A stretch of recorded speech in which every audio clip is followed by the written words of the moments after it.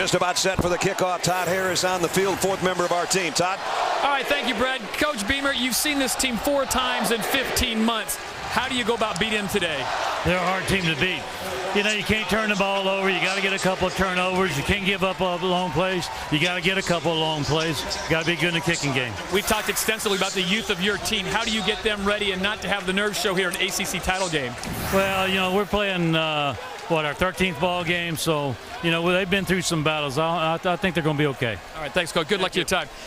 And I'll tell you what, Brad, you guys were talking about youth here. Coach Beamer, he lost 37 guys off of last year's team. He sent 13 of those players to the NFL Combine. Brad? All right, Todd. Boston College won the toss and deferred. So Ryan Quigley will tee it up. And back deep, Darrell Roberts and Chris Hill await on the other end for Boston College. 17th meeting between these two teams. The Hokies lead it 10-6. At one point, they won 7 straight. But as we said, BC has taken 2 of the last 3, but not last year's championship. That's what they're thinking about today.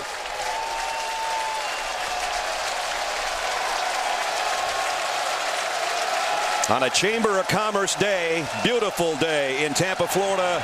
This is for the ACC Championship. Roberts will field at about the 7.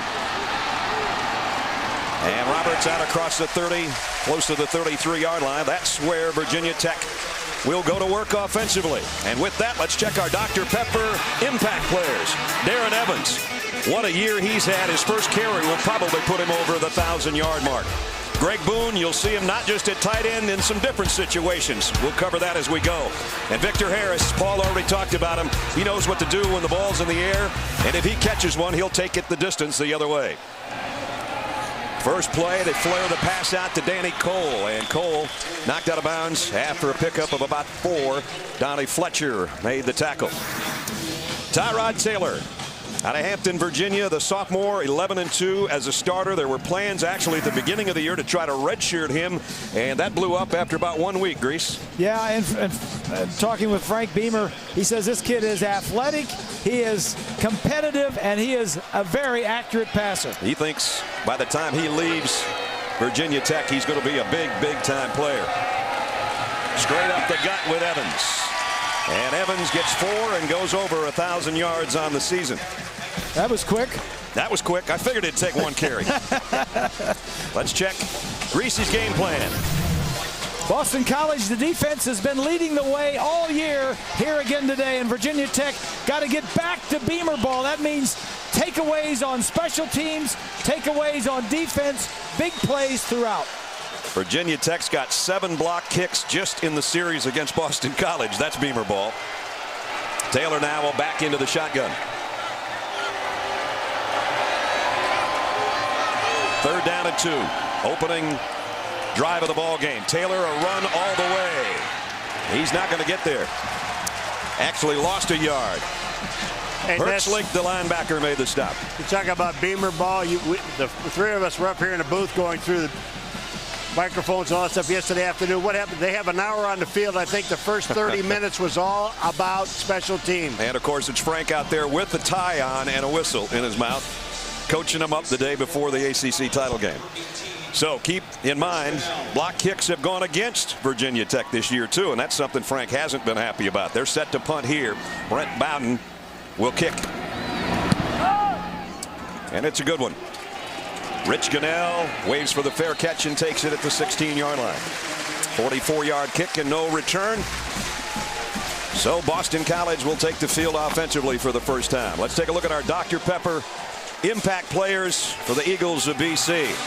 Montel Harris, he has been a pleasant freshman surprise, that's for sure. Here's a guy you got to look out for. Both tackles, in fact, defensively are big-time players, including B.J. Raji. And then Mark Hertzlich. I tell you what, if there's a better linebacker around, I don't know if we've seen him unless it's Laurinaitis or Malauga, or well, I guess there's a couple, but he's a pretty good one. Harris, a single setback, will get the call. And tough sledding, couple of yards maybe. And finally they get him down. Harris, a freshman, 5'10", 192-pounder, and he's a Florida native out of Jacksonville. You notice how both teams try to test grease the middle. Just run up in there one time to see what they've got. They've got a wall is what they've got. Yeah. It's like knowing the water is hot, but still sticking your finger in there. 2nd down and 9. Davis again in the gun. And he rides Harris and then keeps it. And that didn't get anything either. Orion Martin, the captain of the defense, in on the stop. There he is, number 90. Numbers, Dominique Davis, 6'4", out of Lakeland, Florida. Yeah, not far from here. Excuse me. Yeah. There's his numbers. Remember, as Bob said, when Chris Crane went down with the injury, all of a sudden, he's on the hot plate. Yeah, Chris Crane, 5th-year senior, started the first 11 games, got injured. Dominic is making his 2nd start. Here they come after him on 3rd down, over the middle, and out to the 21-yard line maybe. Pickup of about 4, but Virginia Tech was having none of that. That pass almost hit the umpire, too. Well, that was the other Martin, Cam Martin, that made the tackle, the linebacker. So a punting situation for Boston College. Victor Harris will drop back and await the kick of Ryan Quigley. And Quigley, I'm sure, has been made very aware of the kick blocking prowess of the Hokies over the years. And he got a nice kick as well. Harris has to backpedal all the way to the 33. Gives some ground to try to gain some ground. And good coverage down there by the Eagles as they stop in about the 38-yard line. No score here early in Tampa in the ACC Championship. As you look in behind the Hokies offense, they gained about 6 yards on the exchange of punts. They'll work from their own 39-yard line. Evans, a single setback, play action. Tyrod Taylor, and he hit as he throws, and it's a duck, and it's going to be out of bounds. Somebody got a piece of him. He was letting go, and I think it was B.J. Raji, who we told you might be a Dr. Pepper impact player. And we're going to actually watch Raji embrace those 2 big-time defensive tackles work in this series. Well, Raji just took the guard all the way back to the quarterback and almost threw him at him, and he just stuck his hand up, pushed the quarterback. He had no chance for Taylor to hit the pass. Those 2 big defensive linemen in there, number 60 and 90, Brace and Raji, both weigh over 325 pounds. So that interior line, those interior 3, watch those guys work. And it's Evans, and he got an opening.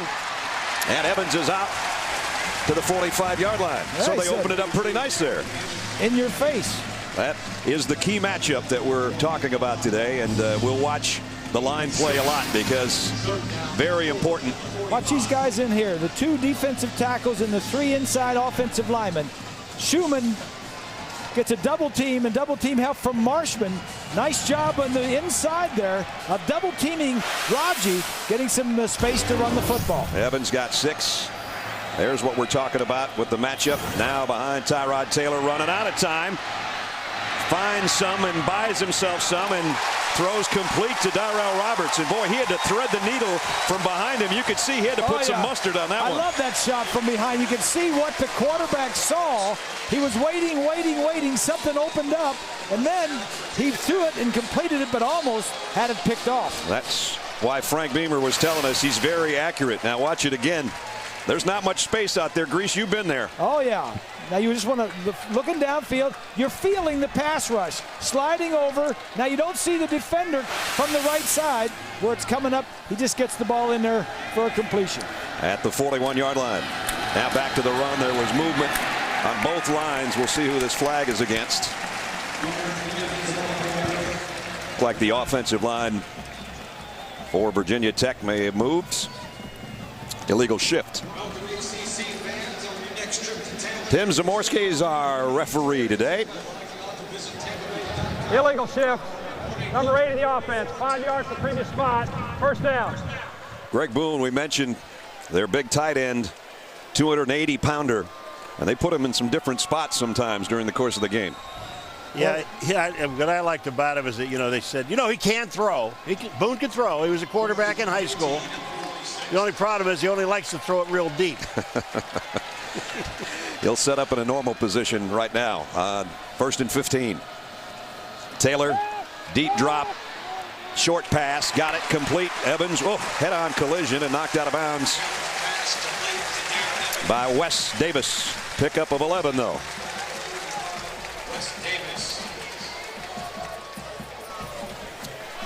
Let's talk about our City X Factor.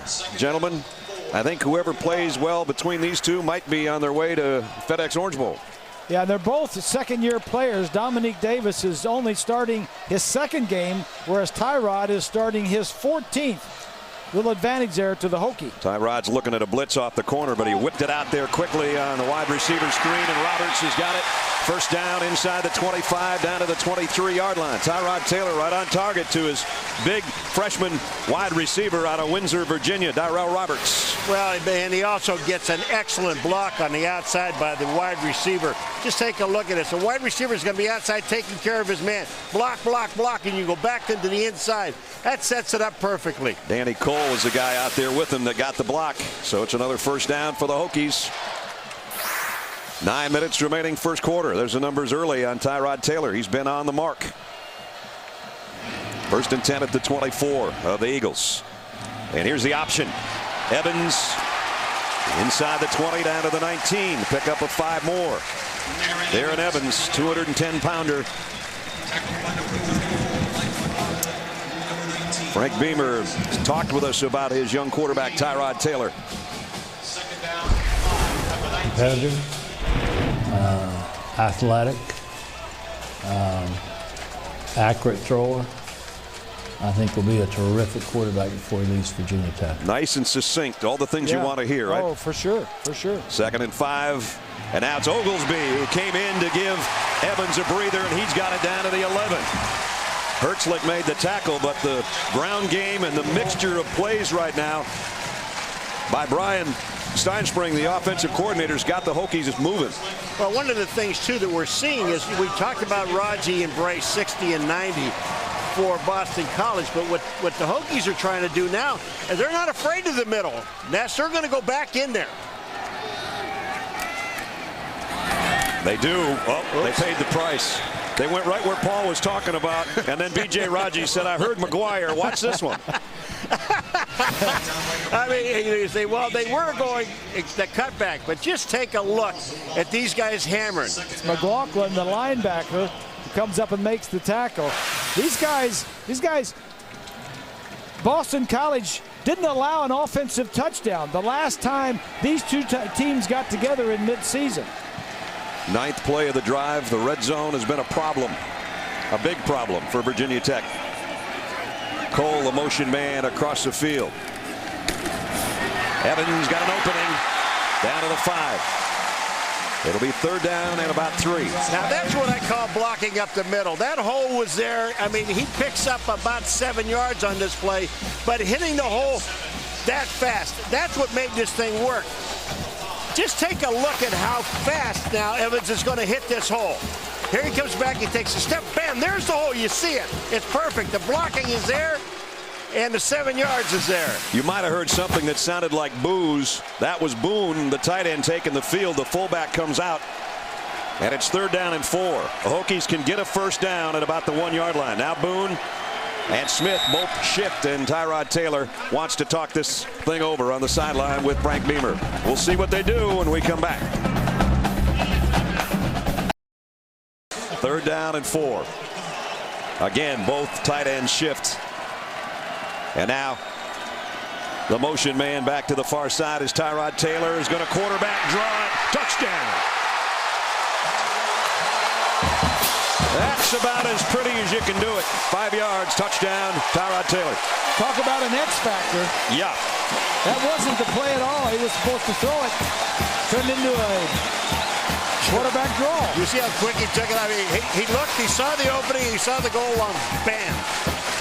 There it is. Watch how quick he sees it. He's gone. He's not even touched. Extra point attempt is good. So the Hokies, the defending ACC champions, score first. Good looking drive. Down the field, and Tyrod Taylor, number 5, says, you know what? I'll take it the final 5. 7-0 Hokies.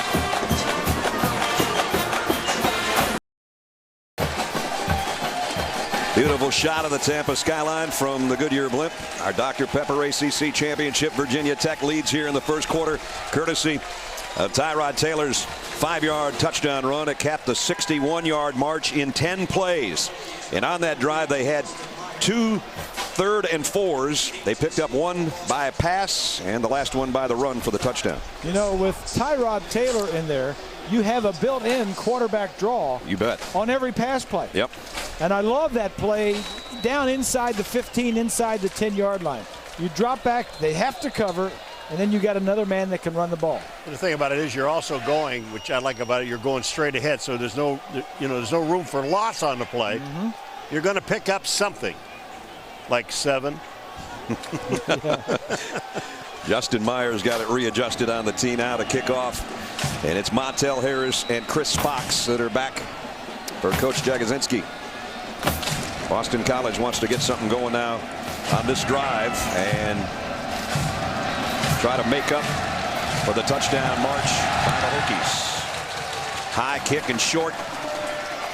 Taken at about the 13 by Harris, the starting tailback. And Harris broke one tackle, got out close to the 28-yard line. Well, it's been a surprise for both these teams maybe getting here. We asked Coach Jags what the biggest surprise for him was this year. The unselfishness of this football team. Nobody really stands out. Now, Mark had a good year, but no one has really just stood out. These guys play together as a team. They expect each other to be there for each other. It is the most unselfish team I've ever been around. He's not doing too bad, as Grease said last year. Most wins by a first-year head coach in ACC history. They went 11-3. Here they are 9-3, trying to make it 10. Dominic Davis throws on the run. Nice strike. Got it to Robinson. Robinson down the sideline, and he's out to the 47-yard line with a BC first down. Pickup of 19. And a big confidence booster for this quarterback, Dominic Davis. Look to the right side. It's going to be covered by Harris, who is their best cornerback, number 1. He beats him and down the sideline. Nothing like throwing right at the All-American, huh? Yeah, and you know, in the NFL, you put your best corner to the wide side of the field. In college, you put him to the short side because most college quarterbacks can't throw wide. Down to midfield. Davis with the run, Graves with the pickup. Let's check in with Todd. Well, Brad, during that last change of possession, Dominic Davis spent the entire time, not just 5 minutes, not 7 minutes, the entire drive for Virginia Tech on the headset. And if you didn't know Boston College's quarterback situation, you thought, this kid may be benched. They were not happy with his opening drive, but he came out after taking the headset off, got the offense around him, and said, guys, let's take this one all the way down. I guess he got an earful of Steve Logan, probably, huh? His mama said, you ought to change your name to Logan as much time you spend with Steve Logan. Here's Harris trying to weave his way and does a pretty nice job of weaving down close to the 45-yard line. We mentioned Dominique in there because Chris Crane went out with the broken right collarbone. Yep. Against Wake Forest. And Chris was having a pretty good year, especially as a runner, quite frankly, and that's when he got hurt as a runner. Yeah. Going down on that tackle, you're going to see him grab his shoulder as he went to the sideline. Seemed like everything was okay, and then not. That's too bad. That's the reason why the coaches hate to see quarterbacks running. Here's the option pitch. Harris got a first down. Nice run. Down to the 39-yard line. And, of course, the reason Crane was the starter this year and now Davis having to be in for him is because you lose maybe the best college quarterback in the country last year, and I'm pretty sure he was, Matt Ryan, who's now doing a great job of the Atlanta Falcons in his rookie season. Matt's going to join us about a half an hour from now and have a little chat about his old teammates and his old coach. Yeah, look forward to that. Chris Crane got hurt in the 11th game. This is a second start, as we said, for Dominic Davis. Here comes the option. This time he'll keep it. I think it was a wise choice with the way they were playing it defensively. Cam Martin was right there and was kind of like waiting for the pitch. You know, the reason I love to watch this play is because it isolates a defensive end, and he sits outside, and the defensive end on that play is Martin, number 90. He's got to make a decision, and his decision's got to be the quarterback. Don't go trying to get the back on the outside because you can't catch him. Nail the quarterback and make him not want to do that again. Davis has a tailback and a tight end flanking him in the shotgun, and now he's going to run up the middle. to the 34. And it will bring up a 3rd down and about 4. Coming up Sunday, you can celebrate the season with the story of a musical mom whose gift of inspiration gets paid back in one big way. All new 2-hour Extreme Makeover Home Edition holiday events Sunday on ABC. Brad Nessler, Bob Greasy, Paul McGuire, Todd Harris from the Dr. Pepper ACC Championship. 3:20 remaining in the first quarter. BC's got something working, and now they've got to pick up their 3rd down conversion. And they're a 37% 3rd down conversion team. Davis, quick throw. Played very well by Harris, who got a left hand out in front of the intended receiver to knock it away. That was a little more like what you expect from number 1. Well, it was tight coverage because they were blitzing. It was 3rd and short, Brad, like you mentioned. The linebackers are going to come. That's Warren right up the middle. He knows he's got single coverage. He just didn't beat his man. That's Jarvis. Yeah, Jarvis. If I'm going to throw, I'm sure not going to go throw it to the guy that's going to be an all-pro eventually. Yeah. Billy Flutie in punt formation right now on 4th down. Watch out now. He can throw, too. We found that out a week ago on a fake field goal. And he'll kick this one and try to drop it inside the 10. I think he got too much of it. Oh, maybe not. Oh. Not much closer than that. It is a touchback. Roderick Rollins had a play on it right at the goal line. Flutie handles their short punts. Holds for field goals, extra points, does a little bit about everything. A little bit of everything. Doug's nephew. Here it is right at the goal line. Rollins, that's a tough catch, even if you're just playing catch out there, much less a punt that high in the air. But he gave it a great effort. So it's Virginia Tech at the 20-yard line, leading 7-0. And you know, Ness, when you're playing a Frank Beamer team, you know, those 20 yards, it would have been like on the 1-yard line. Those 20-yard lines mean a lot. Absolutely. Steve Apanavicius is not a long-range field goal kicker. That's why they had to go with a short punt. Here's Taylor in a little bit of trouble and trying to run himself out of it. Picked up 3. Here, the ACC Championship on the line and a trip to the FedEx Orange Bowl to the winner. Oh, what a collision that was. Mike McLaughlin, we've seen him make 2 big-time tackles today. Mike McLaughlin, I'm telling you, he's going to the hole. You know, he's pretty athletic, too. You remember the play from a week ago? Watch this one. He's just going to do a hurdle job and then get the sack. That's like all in one play. Come on. That's too good. That is great. Well, I'll tell you, this last one, he wasn't going up. He was going underneath, and he was heading right for the hole. And there was no chance for Evans to run. Linebacking core of Boston College is a solid one. 3rd down and 7 for Tyrod Taylor. Waits and fires high and completes. That's one that he should have had. Boykin tried to climb the ladder and see if he could get up to snare that thing, but it was just sailing on him a little bit on Tyrod Taylor. So McLaughlin, let's take another look at him filling this hole. I'm telling you, Ness, watch him. He's just heading for the hole. He's not really looking at the back. The boom gets away from the guard. Look at this. It just slams his body right into Evans. I wonder if he was thinking, giving it up. I wonder if he was thinking, maybe I'm going to jump this guy too. Can't jump them all. Here's the punt. It's a dandy. Gunnell has to fair catch another one. Back at the 29-yard line. 48-yard punts. There's McLaughlin. You put he and Hertzlich together, not to mention Francois, and you got some pretty good players there. Francois in to replace Brian Toll, who broke his leg against Virginia Tech, as a matter of fact. Tough road. 3 weeks ago they had to win. They did. To get to Tampa 2 weeks ago, still had to win. They won again. 3 straight they had to win to get to this game, and they won them all. That's the kind of season it's been around the ACC. We mentioned 10 teams bowl eligible. A lot of 7-win teams. A lot of parity. And a penalty on the play. Before the snap, false start, 78 offense, 5-yard penalty, 1st down. Tom Zamorski with the call, and that'll back up the Boston College offense. Claiborne is the guy at the guilty party. It ain't like the noise is getting to him, you know. Only you would come up with that at this point in the game. But you just can't set yourself back like that. 1st and 15, play action. Davis, he's got a big hole in the middle, but he couldn't get through it. Tripped up by Cody Grimm. And if the name rings a bell, if you were a Washington Redskin fan, it should. He ain't as big as his daddy, but he's a football player now. I like what they said about him. They said he may be the best football player on this team. And he's 5'11", 207 pounds. His father is about 150 pounds heavier and about a foot taller. We're talking about Russ, of course, and I'm sure all you football fans knew what we were talking about.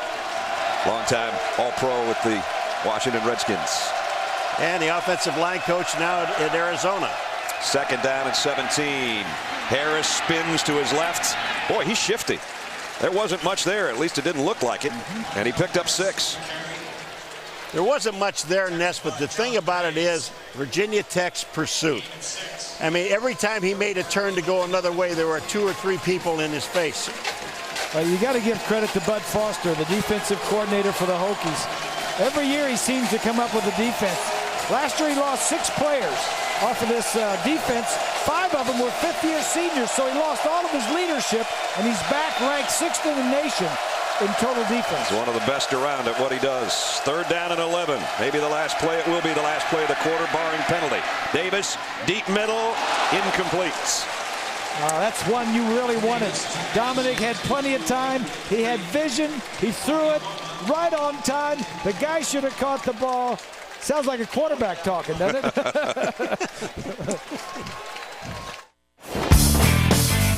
on, let's blow your mind.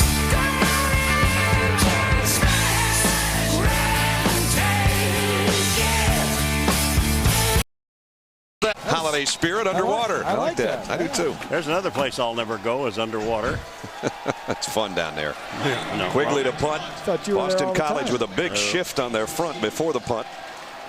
And Victor Harris is back deep. They're still moving around. And you know they're afraid of the punt block. And they got the return on here. And Harris might have a chance at this one. He will from the 35. Skipped around one man. Victor Harris out to midfield. He's the kind of guy you know can light up a team defensively, on special teams, and yes, indeed, they do use him on offense some. Well, that's what I was saying. You got to get back to Beamer ball. They need some help on the special teams and their defense to help win this ball game. What we expected we're seeing, though, some hard hitting. Yeah, we thought, you look at him, not much that big guys that stand out on offense, so it's going to be a defensive football game. It's going to be that way the entire ball game. Well, it's good field position, and that's what Beamer ball is all about, too. As Bob said, you see the time of possession pretty close, and everything close except on the scoreboard where the Hokies have a touchdown. They work from the 49. Off the right side and down to the 45 is Evans. Pickup of close to 6.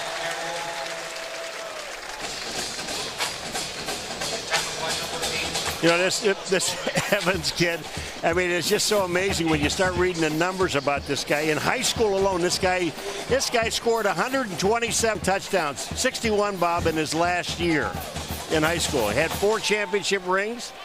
Wow. And for 3 years, he ran for over 2,000 yards each. 2nd down at 4.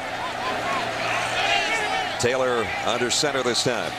And the end around is coming to Danny Cole. Cole, the wide receiver, run out of bounds for no gain. Nice play defensively by Brad Newman to knock him out of bounds. 13:59 remaining in the halftime now for our trivia question for the ACC title. Which 4 teams have gone to bowl games in each of the previous 15 seasons? Now you got all those teams to pick from. Yeah. 4 teams have done it 15 years in a row. Think about it. We'll let you know a little bit later on. Well, this guy's going to another bowl game in just his 2nd year. 20-6 over 2 seasons. If I were looking for a coach. Oh boy, don't say that now. The folks in Chestnut Hill don't want to hear that. I know they don't, but it's that time of year. Nice throw. Taylor out to Boykin. And Boykin's got a 1st down. Todd Harris. Well, Brad, during that last drive of Virginia Tech, when they took it all the way down, Coach Frank Spaziani, after the drive, the converted touchdown, went right to B.J. Raji, and that was his point of concern. gave him a bit of an earful, but he said, fellas, we got to do a better job. And the one thing he's most concerned about, he said, we've got to defend that bubble. We have got to defend the bubble. Brent? You got Bud Foster, you got Frank Spaziani, you got two guys that are just love defense. Oh, yeah, you got two great guys. Yeah. You'd love to talk to these guys. So animated, so joyful, and yet defensive guys. Oh, I yeah. mean, how could they be joyful? Nice word, Grease. Here comes Evans. Big opener. Darren Evans on a run, stiff-arming a man down the sideline. And he's got it, 1st and goal for the Hokies. Well, I just told you they did a whole lot of things in high school, and they had redshirted him last year, and they said now he's ready to play. And when you watch this guy run, he can pick a hole. He is absolutely smart. And watch where he goes. I mean, this young man, watch. Bing, he sees the hole back to the outside. He's going to cut it back up in that lane, avoid a tackler there, cut back, pick up a blocker, and then he gets the ball back down to the 9-yard line. That's outstanding running. He's a tailback in the eye on 1st and goal. Hokies knocking on the door of Boston College again. Evans again behind his fullback, and he's got it to the 5. Kenny Jefferson, his fullback, led the way. He just got on his backside and said, I'm following you. He's going to come out now, and Oglesby will come in to take his spot. 61 yards rushing for Darren so far. The offensive coordinator, Brian Steinspring, doing a nice job of calling plays, hitting up at those two big tackles, Brace and Raji, and then getting out wide with some running plays and some of the passes. Nice mix of inside and out. Grease, if you want to go play action, this would be the time, wouldn't it? Yes, it is. Yeah, they'll keep it. Oglesby fighting his way to the 4. Mike McLaughlin again in on the stop. McLaughlin, 6-footer, 252-pound junior captain. And he's been in on a lot of plays already. I think that's him right there. That should be him. And Mr. Oglesby will say hello to him shortly. Watch this. He just steps up on a hole, avoids a block, and makes the tackle. That's just great linebacking. Now Taylor steps back into the backfield with Evans flanking him. Boykin motions across the field. Churchlick. 3rd down and goal. Taylor, here comes Hertzlich, almost got him. He got away, and he'll score again.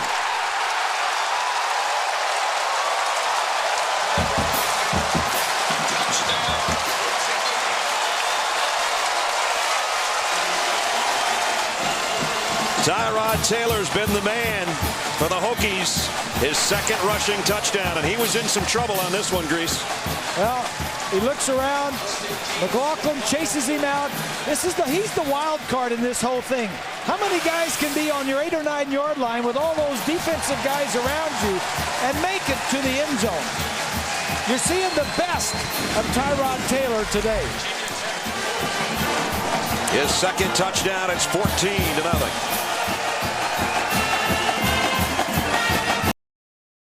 You know, scoring your 2nd touchdown's good, but your 280-pound tight end wants to chest bump you. That's how you break a rib. Holy moly.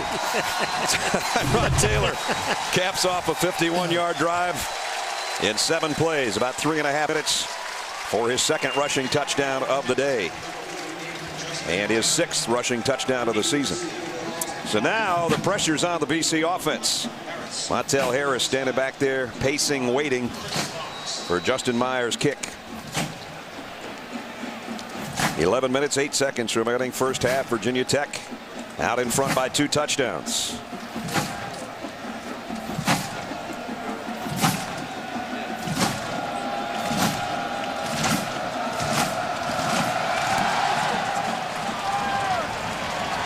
Chris Fox has to backpedal. He's going to bring it out from a yard in. Harris wanted him to keep it in the end zone. Well, he did good to get out to where he would have, and he wouldn't have had to take the hit from Cody Grimm, I guess.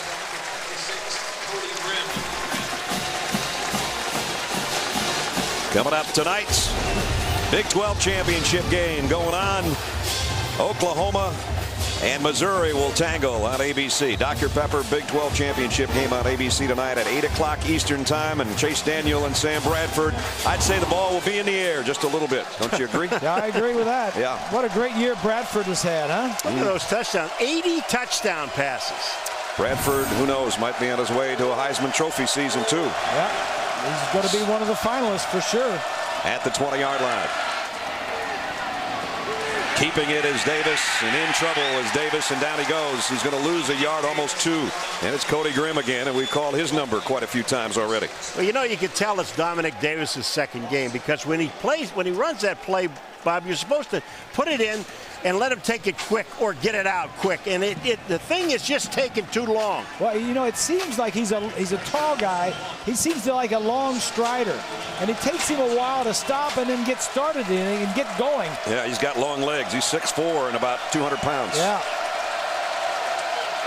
Here he is to pass, maybe. Maybe not. Not. Well, I know one thing right now. They could use a guy like they had a year ago. Remember the regular season game against Virginia Tech. Matt Ryan working his magic. And then very late in the game throwing back all the way across his body for what proved to be the winning touchdown, 14-10. Well, that was during the season last year. That was during the regular season. That wasn't in the championship game. We didn't want to bring that up because Matt won't join us on the phone if we show what happened in last year's game. Third down and a whole bunch. Draw play. Only goes to about the 15-yard line. Brett Warren made the tackle. And it's time to kick again. For the 4th straight time, 4 possessions, 4 punts.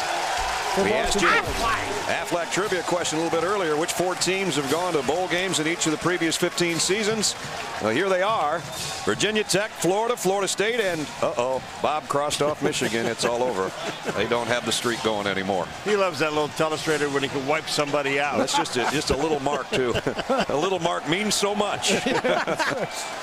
Quigley now backed up almost to his own goal line. Harris had a good return last time, and this is a line drive to him at the 47. Oh, what a move there to the 35 and taken out of bounds right in front of his own bench. All Hokies right now, 8:52 till halftime. They lead 14-0. Raymond James Stadium. It's the Dr. Pepper ACC Championship. It's all Hokies right now, 14-0, and they've got great field position at the BC 36-yard line. And the field position just got a little worse as Darren Evans lost a couple yards. On the line with us, guy that was in this game a year ago, and now the quarterback of the Atlanta Falcons, Matt Ryan. Matt, I know you're on your way to get ready to fly to New Orleans. We appreciate you being along with us. Give us your memories of the matchups that you had against the Virginia Tech Hokies over the years. Oh, man, it was a great rivalry to always play Virginia Tech. I think we fared pretty well against them. We won during the regular season, but ultimately last year when we played against them in the ACC Championship game, it was a tough loss. Here's Tyrod Taylor back to throw. Screen pass to Evans. Nice job by the BC defense. Only a pickup of about 3. You're right. Things didn't go quite as well in Jacksonville when we were with you last year. Yeah, just didn't have the finish that we wanted to. We started off the game pretty well. Played a good first half. I just made a couple mistakes, and they're always a well-coached football team. So, yeah. How much did Coach Jags help you out in your development as a quarterback? You were already a good one with Coach O'Brien. Yeah, well, you know what? Jags was a big help. I think his offense was very similar to what we do in the NFL, so the he's really helped out a lot. Fortunate to have him my last year. Here's a third down as Matt's with us and holding on here on 3rd and 8. Blitz coming, and Tyrod Taylor trying to run by it. And he is going to get another Virginia Tech first down. Man, what was interesting? What was your biggest adjustment going from college to the NFL? I think the biggest adjustment was just week preparation. You see so many different things that you see every week. There's a lot of unorthodox looks from the defenses, so it's just tough in terms of your preparation week out. You know, it doesn't hurt when your first NFL pass is a long touchdown to Michael Jenkins. Yeah, that was a great first touchdown pass. Jenks ran a great route, and just to be able to do that on your first pass in the NFL was very surreal.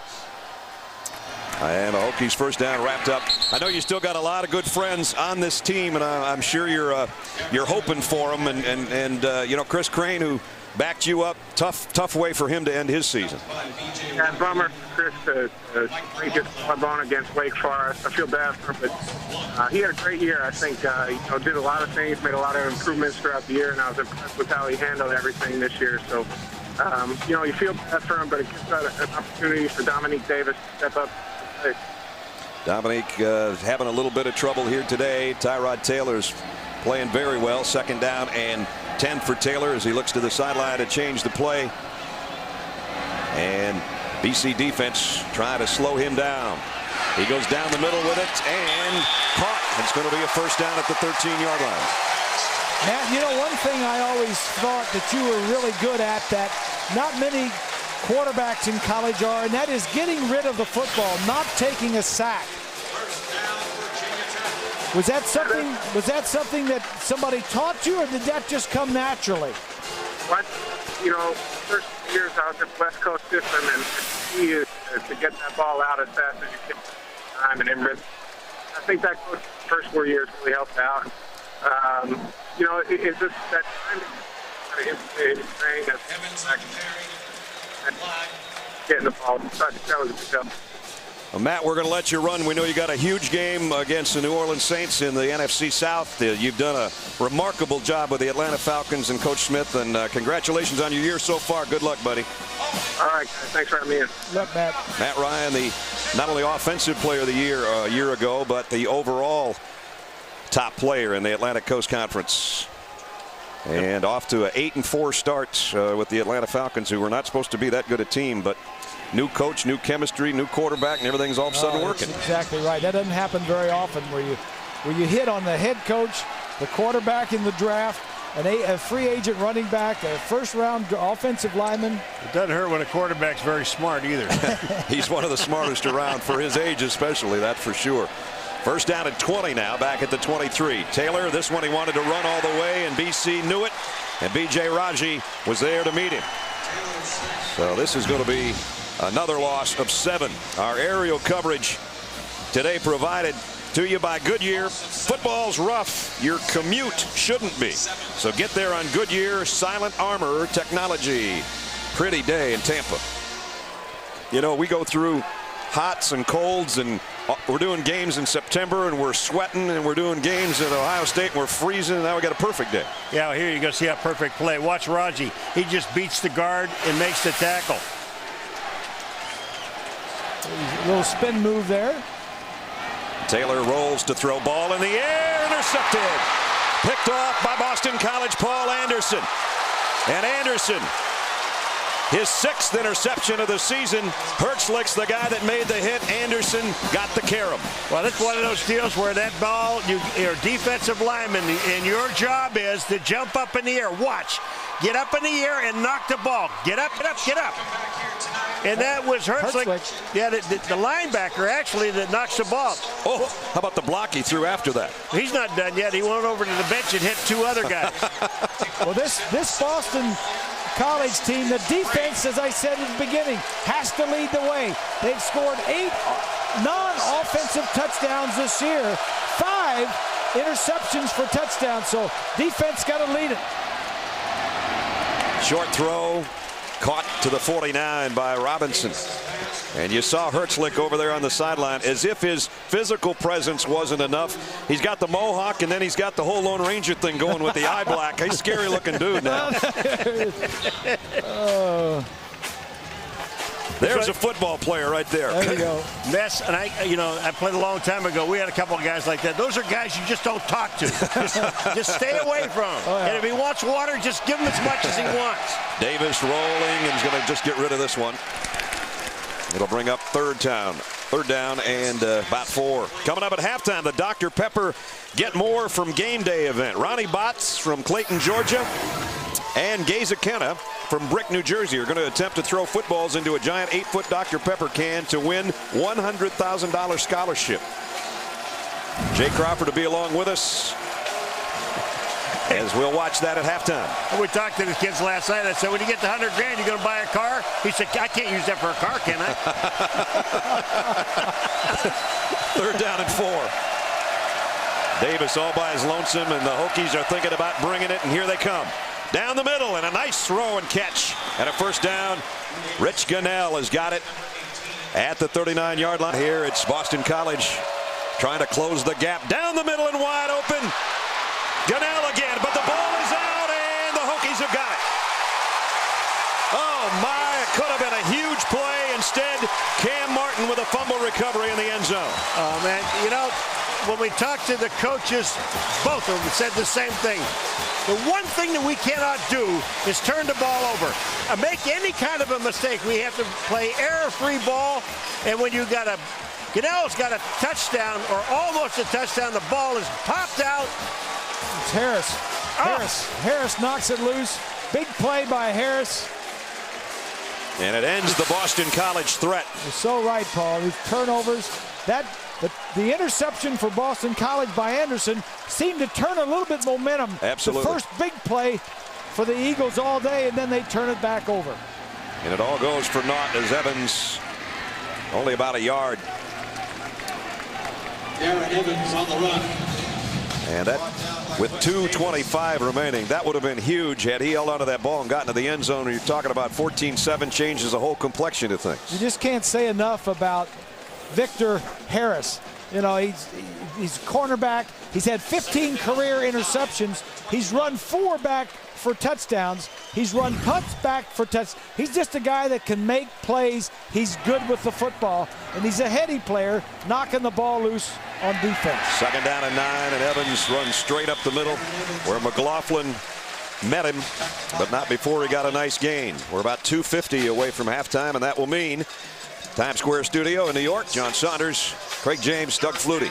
We'll have the Capital One halftime report with the scores of other games going on, and I'm sure the guys are going to be looking ahead to the Big 12 title game and the ACC Championship game, which is in Atlanta later on this afternoon. And USC UCLA follows us.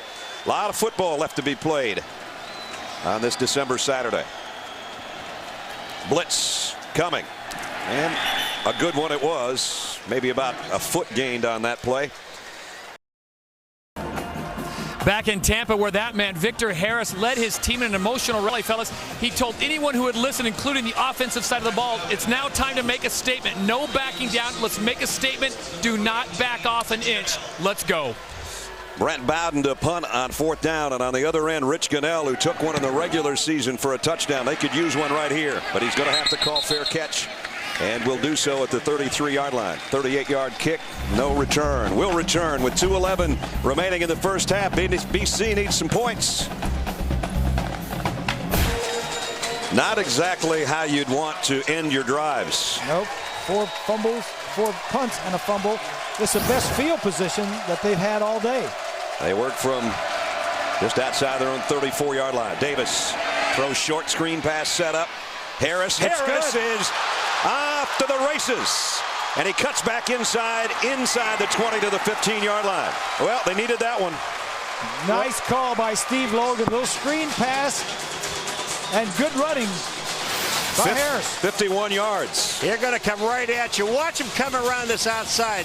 The defensive end goes upfield. Now look at the blocking. That is outstanding. Cut back into the inside. I mean, the play worked as well. The only thing it didn't do was score a touchdown. His career-long reception, though, for Harris, 51 yards down to the 15-yard line. And now they go with him on a counter. He broke 1 tackle, but he's not going to get back to the line of scrimmage. Lost a yard. Down to a minute and a half. Boston College has 2 timeouts remaining. They try to run a counter. Nelson Thompson, number 95, and he is so big. Boston College now down to 1 timeout. As Bob circles it up there. They desperately need a touchdown here before halftime. Well, a little bit of fun was had by all on our team on Thursday night. Here's a look back. There is superstition. What sounds harder, but I just can't stand the pain. Decorate. Oh, help me. Help me. Elvis has now left the building. Duke and James. They look good together. Good one, James. That's a good look for you, James. Now he's mad. We had a good time. We normally do that the Thursday of Thanksgiving, and this year we backed it up to the ACC Championship game. Partner, you were as good as ever. Second down and 11. What was he singing? Blue Christmas? Blue Christmas. Yeah. Elvis has left the building. Davis to the corner of the end zone. Touchdown. Rich Cannell. Big time throw and a great catch. Boy, I tell you, this is an absolute perfect throw. I mean, it couldn't have been thrown any better than this. And is that Porsche? Yeah.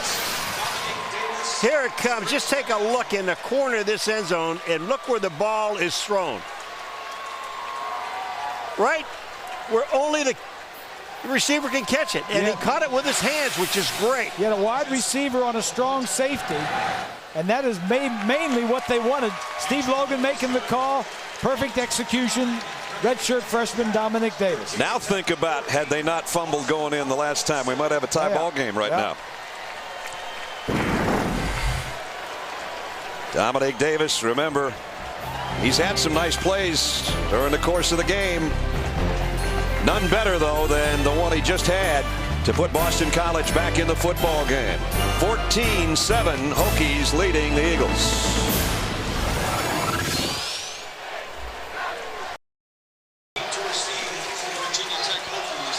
You talk about needing a touchdown before halftime. Yeah.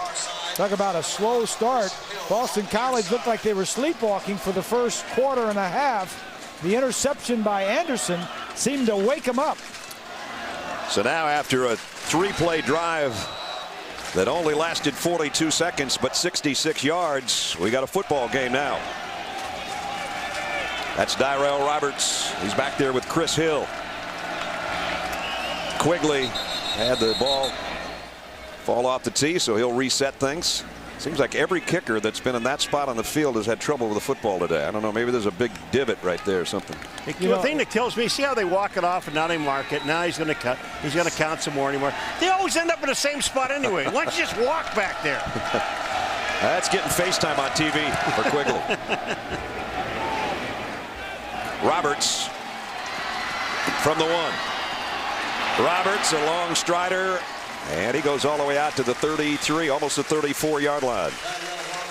Well, guys, Lost is coming back. I don't know if you knew that. Brand new season almost here. Premier event is Wednesday, January 21st, starting at 8/7 Central on ABC. Those two guys, I don't know if they're lost or not, but they can probably find a better seat than that. There's quite a few to choose from. Looks like Dad just giving son a nice walk. He's maybe saying, you know what Skycam looks like, son? In real life, here it is. Pickle in the backfield for the first time today for the Hokies. Virginia Tech's got 2 timeouts left. Tyrod Taylor in trouble. And he's going to be pushed out of bounds. Nice job. Oh, late flag, though. Ramella looks like he just gives him a good shove once he's out of bounds. Well, he was chasing him all the way to the sideline.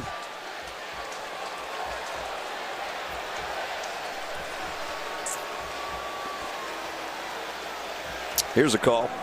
After the play, personal foul, late hit out of bounds against the defense. 15 yards from the end of the run, automatic first down. Boy, so instead of having him second down and long, you give him a free first down. Well, what's dumb about this, watch. Now, you know that the guy is out of bounds. And he's on his way out. To shove him, I mean, it's really not that hard, but you still can't do it because the guy's out of bounds. Just 18, 19, 20-year-old kids. Just I finally got my hands on the quarterback. I want to do something. I want to let him know I'm here. Yeah, I want to do something. Taylor hit as he throws, and it's incomplete. And he got planted by Austin Giles that time.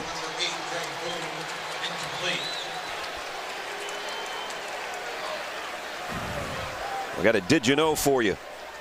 Virginia Tech has the closest margin of victory or defeat in the NCAA this season, meaning all close games for the most part. 7.3 points And, of course, earlier this season, they had a 5-point loss in the regular season to the Eagles. Taylor got a man wide open in the flat. That's where they're going to Pickle. And Pickle is in one now. There's a whole bunch of Eagles there, and the ball may or may not have come out. Birchlick was one of the guys there, as he normally is. I got one for you. You got Joe. Got a freebie? I got one. Okay, Yeah, it's go a ahead. freebie. All right. Number of years at the school. You got Bobby Bowden is second with 32. Joe Paterno, number of years at the school, 42 years. Who's third on that list? 22 years for Frank Beamer. See, I threw him a softball. I gave him a lob shot. You know, I just lobbed it up there. I deserve a couple of those.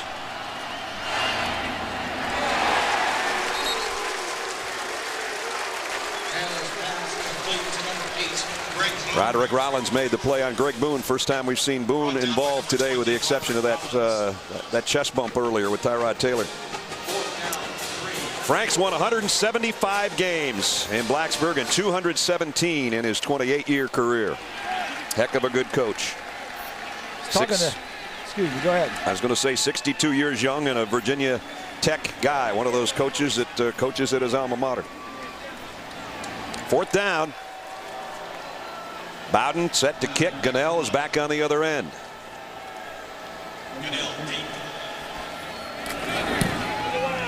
Nice punt by Bowden.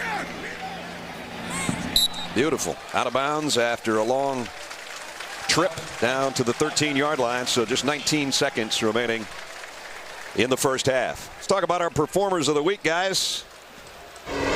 Start off with Todd. Well, I'm going with my mom, Diane Harris. It's her birthday today, so big shout out to Mom. But I would have given a run up to Turner Gill and the Buffalo Bills. They did a great job last night. Happy birthday, Todd's mom. Roddy Jones, Georgia Tech, 214 yards against rival Georgia. Jeremiah Johnson, the Oregon running back, in that big win over Oregon State last week, over 200 yards. I'm going to take Andy Schmidt, Eastern Michigan. He threw 80 passes, completed 58 of them for 516 yards as they beat Central Michigan. Put his arm in ice. Yeah, that's still in ice. Well, 14-7 ball game as both teams head to the locker room. And Todd is making his way over to Coach Jagosinski, and he's going to track him down right about now. Todd? Coach Jags, how do you get your offense on track? And more specifically, how do you get that young quarterback to settle down in the pocket? Well, I tell you what, we just threw a touchdown right there, and we dropped the touchdown at the end, so I think he's doing okay. We got to just start stringing some plays together and not turn the ball over. We do that, we're going to be fine. We're going to make this one heck of a game in the second half. On defense, Coach, how do you contain Tyrod Taylor and keep him in that pocket? Put 13 on the field. Thanks, Coach. There you go, Ness. 14-7. The Hokies leading at halftime. We still got a good half left here in Tampa, but right now we send it to John, Craig, Doug, Times Square studio, guys. Just about set to start the third quarter in Tampa. The Dr. Pepper ACC Championship, 14-7. The Hokies, who won it a year ago over Boston College, have the lead again. First time an ACC Championship has not been tied at halftime. Didn't know that until somebody told me out the back. Anyway, talk about a touchdown when you needed one for BC, huh? Well, Virginia Tech jumped off, had all the momentum. BC kind of struggled a little bit, got that touchdown. Now they're back in the game. I think good things are going to happen second half. I think we might have a pretty good ball game. I have no idea. McGuire, I guess he went out for a Dr. Pepper and a sandwich or something. Hey! Oh, there he is. Oh, I'm down here, you dummy. I'm going to try to start this boat.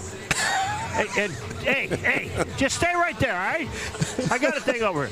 All right, start the boat. Now you dummy. I mean, hit leave the bird. Oh, hit him with leave a chicken. the bird alone. I hit him with my chicken. Hey, no, those earrings are rather becoming. Huh? Those earrings look pretty good on you. I missed a looper somewhere. I didn't know where you're supposed to put the looper. So and this thing, I scratched a hole in my head with that thing. Hey, I tell you what, first half though, seriously, guys, I just think that it turned into a defensive game. I got to see out of this side. What was that? And I just think, the second half is going to be the same thing. It's the team that can move the ball the best offensively. Get himself in position, even for just field goals. He's got monovision. That's why he had to switch the patch from one side to the other. Well, now I can see because I put my eye out with the other thing. All right, have fun over there. Get a tan. Meet you in Atlanta. Let's check in with Todd Harris. Todd. All right, Brad, I just had a chance to talk with head coach Frank Beamer, Virginia Tech, and he told me he was very happy the way his offense was able to move the ball, going on what Pirate McGuire just said. He said we were able to run inside and outside, and that's what we've got to continue to do in the second half. I said defensively, any adjustments? He said no. He says I just want my team to play with confidence. If we do that, good things will happen. Well, there's Frank. And final words to Justin Meyer, his kicker. And they'll be out to kick it away to Chris Fox and Montel Harris. Justin Meyer. Those two guys looking for a good return. Sometimes that first drive of the third quarter can mean so much.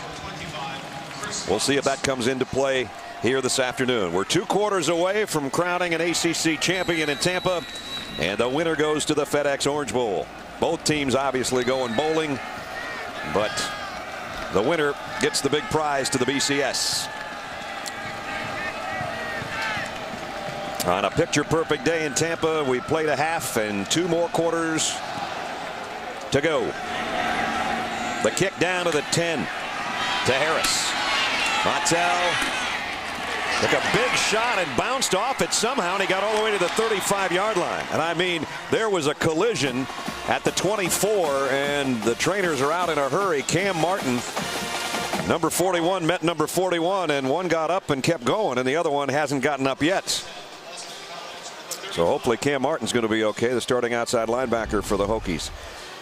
We take a look at our Pacific Life game summary statistically. Here's how it looked in the first half. Very even in total yardage. Each team had a turnover. Third down conversions. Tech had 5 of 9, which is really good. They had, 4 of them that were 3rd and 4, and they converted all of them.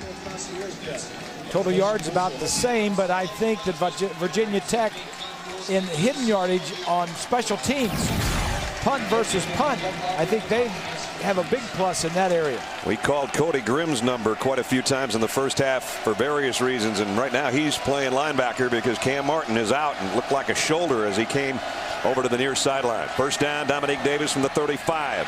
Quick throw, and it's a one-hopper. Incomplete. And he knows that he had a guy that was pretty open, and he didn't throw a very good pass. The leaders for Boston College in the first half, 7 out of 10 for Davis, including the touchdown throw to Gunnell in the corner of the end zone.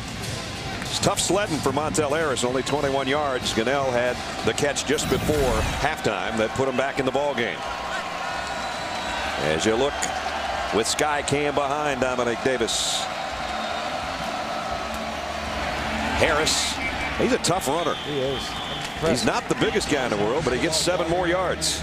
What was Jags telling us during the week that he didn't have any running backs coming back from last year. All these guys graduated, had to suspend somebody.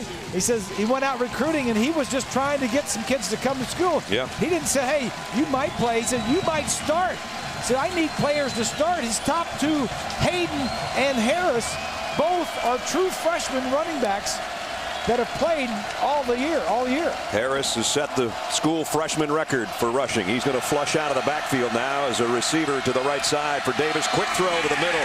Well, he knew he had some pressure coming. He got rid of that baby in a hurry, didn't he? Rich Gunnell was the intended receiver. It's incomplete, and Boston College will have to punt. Got a who am I for you. Coached the team of destiny at Boston College to an undefeated season in 40 and defeated Tennessee in the Sugar Bowl. Yeah. Think that one over for a while. That's Give you the answer after the punt. That's a good one. The 4th 3 and out, though, for Boston College today.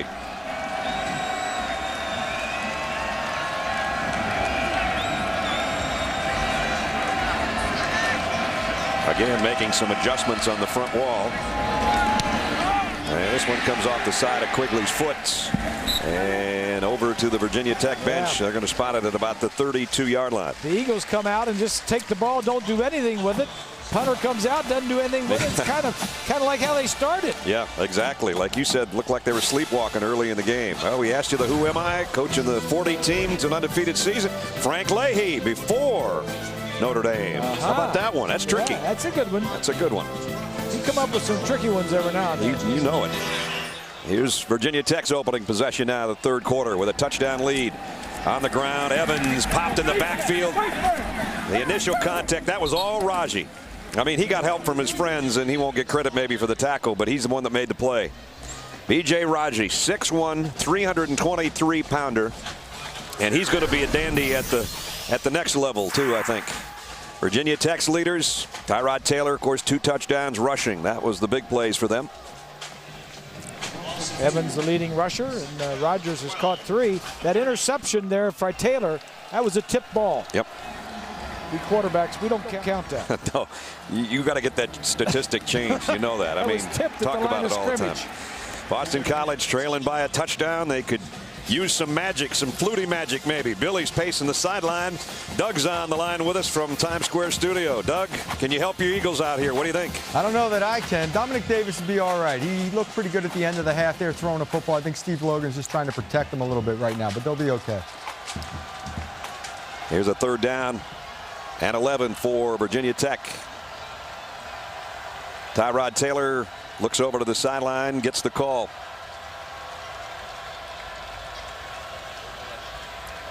Running out of time. Ball almost came out, but he popped out instead. Throwing on the run, and it's incomplete. Taylor's pass intended for Gerald Morgan. As Billy Flutie on the sideline. Doug, did you teach him everything he knows?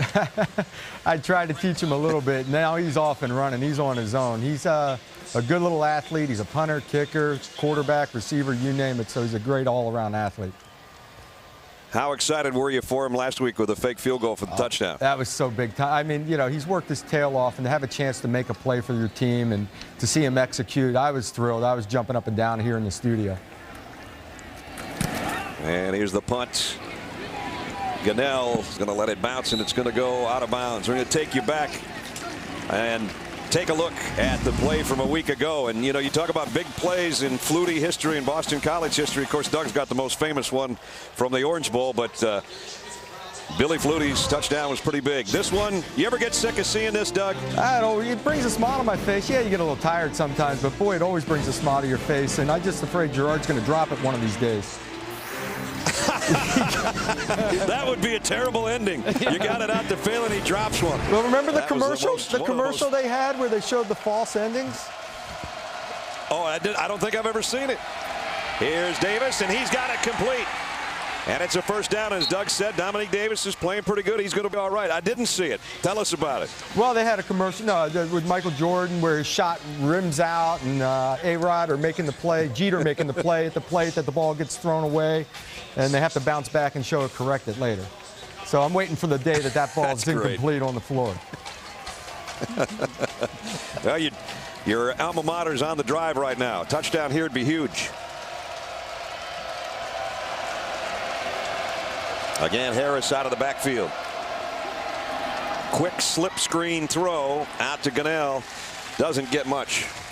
Doug, I was talking to Steve Logan, the offensive coordinator, the other day. We were talking about a lot of things, and we talked about your nephew. He said he can even drop kick. Now, did you teach him how to drop kick? I was showing him. In fact, the week that I ended up doing the drop kick, I got Billy to help me out. I said, Billy, get down here and make sure I'm doing something right. Because Billy's a very good place kicker as well, and he's got a tremendous leg to him, though. See, I drop kick it, I can hit about 30 yards. He knocks him 50, 55. You had the last drop kick in NFL history, I think, that I know of. Here's a throw. It's incomplete. How about your opinion of Coach Jags? You're still around the BC program and all of that, Doug. I love him. He's a regular guy. He's relaxed. He enjoys himself. You see him walking through the student cafeteria once in a while, bumping into people on the fly. And even his attitude in interviews, he comes across as a regular guy that he's just worried about football and winning. Doug, we're going to let you run and get back with John and Craig to watch the rest of the game, buddy. Thanks. All right. Thanks a lot. Heisman Trophy winner Doug Flutie joining us from our Times Square studio on the phone after Matt Ryan joined us in the 1st half. Dominic Davis back to throw, and throwing as he's hit, incomplete. He intended that one for Lars Anderson, his tight end, but it was Sturdivant that was coming with some pressure. And the good thing about Dominic Davis is he's not made any big mistakes. Right. He hasn't turned the ball over. He hasn't thrown it up for grabs. And that is very important. Not so much as how many big plays you make, but how many big mistakes you make. Sure, you want to make plays, but don't make big mistakes. Well, we talked to Uncle Doug. Now the nephew, Billy Flutie, will punt. Short punter. He hung this one up to about the 15, make it the 16-yard line to I used to do that. I used Harris. to be the short punter. Yeah. That's about all I did. Well, Paul Short punted a long time, and it was still all short, weren't they? From Tampa, Florida, it's the Dr. Pepper ACC Championship. And Victor Macho Harris is in as a wide receiver. We told you we might see some of that today. Great all-around player, special teams, defense, and now offense here on first down. He's caught 8 balls on the year, no touchdowns. From the 17-yard line. Taylor is looking that way now, comes back across the middle and bobbled a little bit, but Evans found the handle. Got it out for a pickup of 6. Jim Rumella made the tackle. Well, he's a good defensive player. We already know that, but I'll tell you, they just put 2 guys on him, on Victor Harris. Tyrod Taylor's been the star today with 2 rushing touchdowns, one of 5 yards, and then a 4-yarder that he probably ran about 25 to get the 4. Right.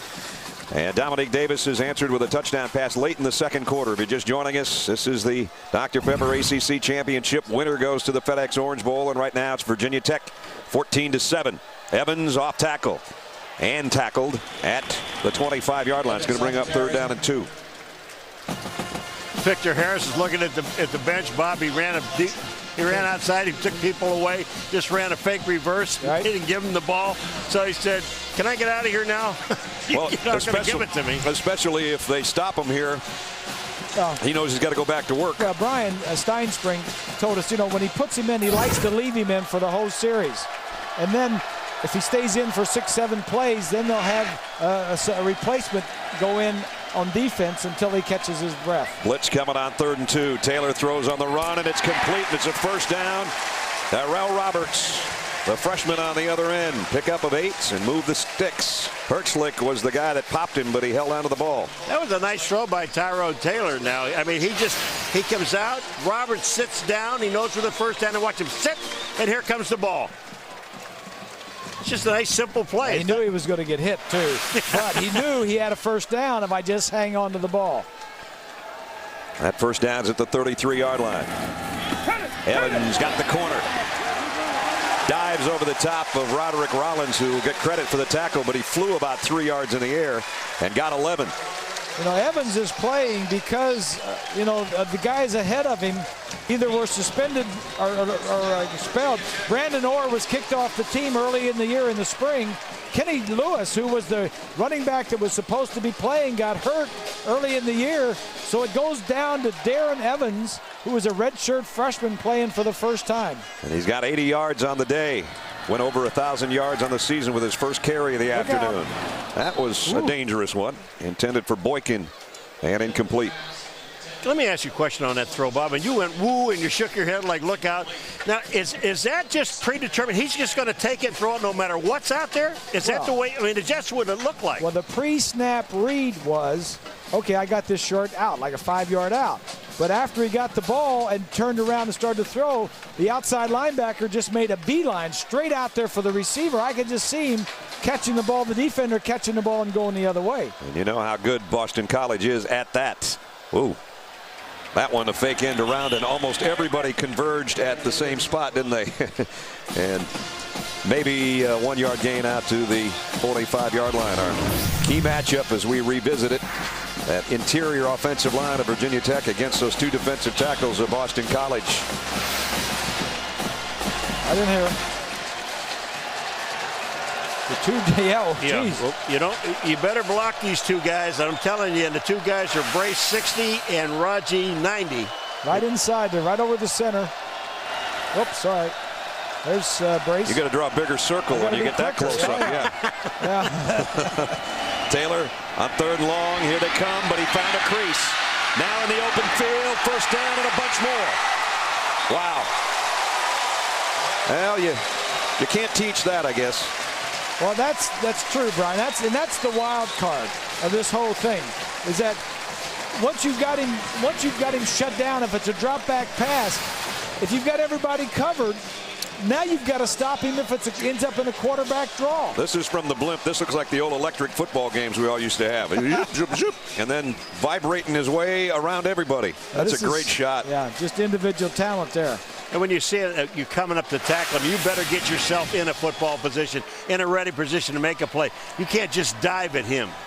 At the 37, Virginia Tech's got something working offensively here with a touchdown lead. Now they go to the option. Oglesby got a nice block, got the corner with a stiff arm, and he's run out of bounds on the near sideline at about the 31-yard line. You know what's impressive about this football team, Virginia Tech, Bob, is there's wide receivers.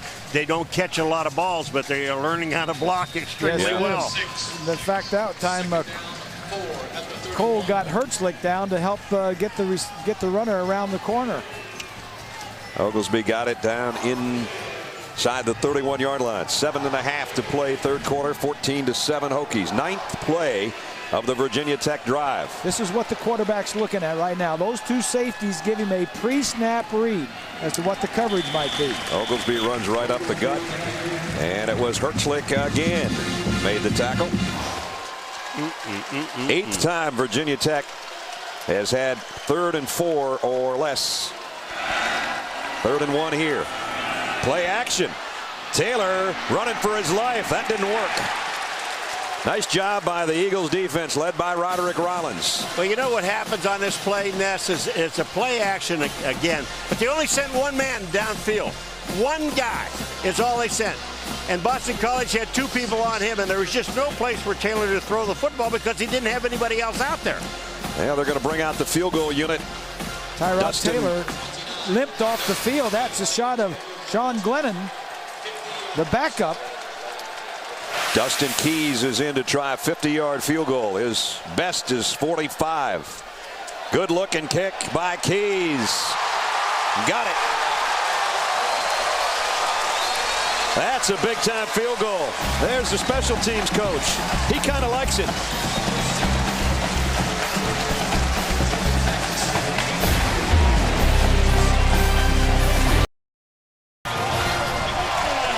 A mascot touch football game. Oh, Buzz with a big hit on the Wolfpack.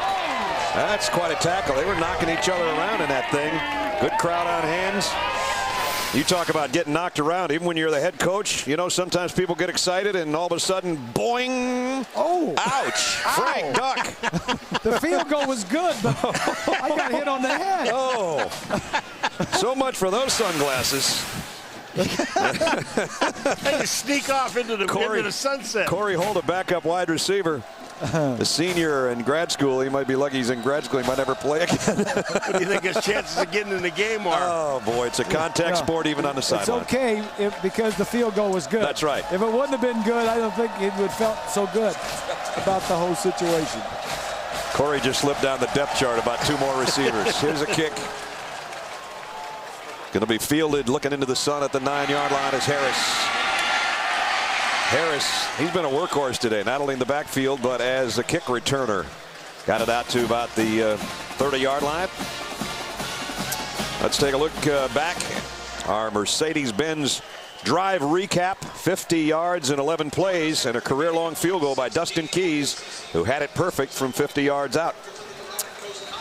Nice even numbers there. That's a big 50 yards, 5 minutes, 50-yard field goal. Big drive there because Virginia Tech had gone without any points since early in the first half. And now they've stretched their lead out a little bit. BC's got to answer with something here pretty soon offensively. Davis pumps once, wanted to go deep. Look out! He got rid of it. Diving attempt, but incomplete on the sideline. Let's check in with Todd right now on the sideline. Todd? Hey, Brad, Tyrod Taylor, it is the right ankle again. It's the same one he aggravated at the end of last week's game against Virginia, and I talked to the medical staff. They said it's the ankle that's been giving him problems all year. He is sporting quite a big brace on actually both ankles. And the word on Cam Martin, it is a sprained SC, sprained shoulder. So he is, they said he is likely to come back in. But you know when a guy says, I'm okay, but he's just not selling it? Yeah. He's not selling it. Yeah. 2nd down and 10. Well, if Tyrod Taylor, if that wheel doesn't work, they've got last year's MVP from the ACC Championship game to fall back on. And Sean Glennon, who was warming up a few minutes ago, he's not out there right now. Brett Warren made the hit on Harris. There's Sean. talking about what I did to coach there. You've been around here for 5 years, Sean. What do you think? 3 touchdown passes last year. They scored 14 points in the fourth quarter to come and win that game that we brought you down in Jacksonville. Boston College is only 2 out of 8 on their third down conversions today. This is third down, and it's a long 3 if it's 3. Here they come. Pass is incomplete. Had a slant to Gunnell, who actually got his hands on it. And Victor Harris says, nope, not this time. Join Reese Davis, Kirk Herbstreit, Lou Holtz, Lee Corso, and Mark May as they review all 34 bowl games. The matchups, the winners, the losers. It's the Bowl Selection Special. It's on ESPN tomorrow night at 8 o'clock Eastern Time. For more information, log on to ESPN.com. 34 bowl games. That's a lot. That's a lot.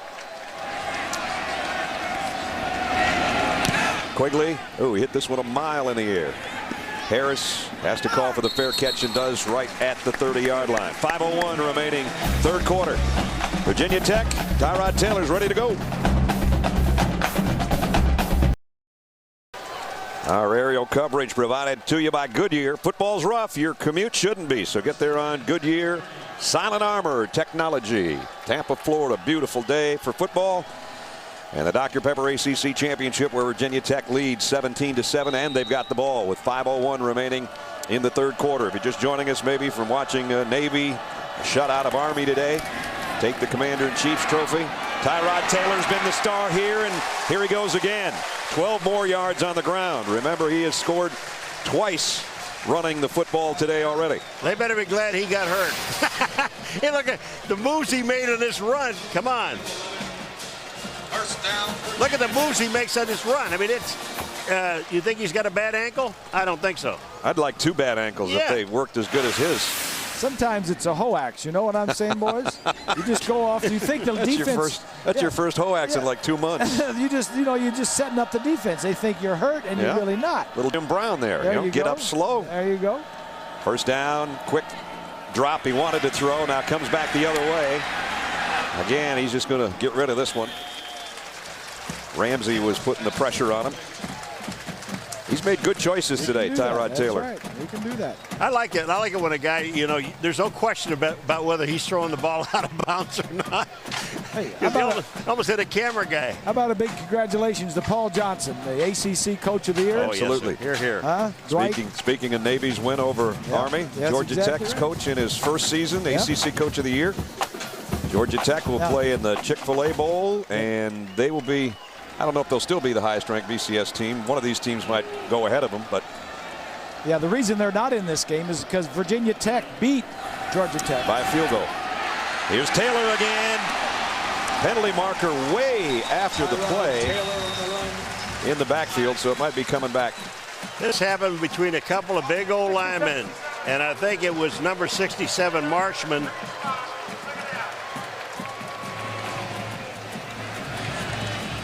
Might have been Scafé, the guy that he was holding. We'll probably get a good look here. Yeah, 67 is Marshall. Watch me, he just pulls him down on the ground. No wonder that flank came so late. The referee was saying, "What are you doing?" There's no hiding that one, I'm afraid. Marshman, a 339-pound senior. You know, the worst part about a play like that, though, is when you look at it and they'll go on film, Bob, is that the quarterback's already gone. I mean, he's about 5 yards down the field. There's no reason to even block the guy. 2nd and 20 now. Play action. Taylor is going long. And a little bit of incidental contact at the end of the play. Incomplete. Boykin was the guy that was out there with Wes Davis. Strangest season it's been. These are the 2 survivors, as I said a couple hours ago, really, when we opened up the game. 10 bowl teams, 10 bowl eligible teams, I should say. 9 teams with 7 or more wins. And 4 teams in the BCS standings. So a lot of parity. And it seemed like every time we did an ACC game, we said so-and-so controls their own destiny. Oh, yeah, and on and on and on. And the other thing we always said is a lot of young teams in this league. And none of them had a quarterback that really played well this year. This guy's playing pretty well today, but this time nowhere to hide. And it's Brace and Raji, those guys on the inside, preventing Tyrod Taylor from getting out of there. They had quarterbacks, but they were young quarterbacks. Miami had young quarterbacks. Everybody in the league, Ponder at Florida State. North Carolina is young. Georgia Tech's young. How about NC State? Yeah, Russell Wilson's ACC rookie and offensive rookie of the year. How about the last 2 days they pounded at us that they beat the SEC 6-4. Yeah. Bowden to punt. Whoa! Wow! Nice kick. Gunnell backpedals inside the 15. That's a clip. And the flags fly in.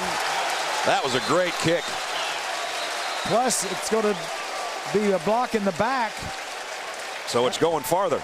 You get further back. 57 yards on the punt, and they'll back it up some more.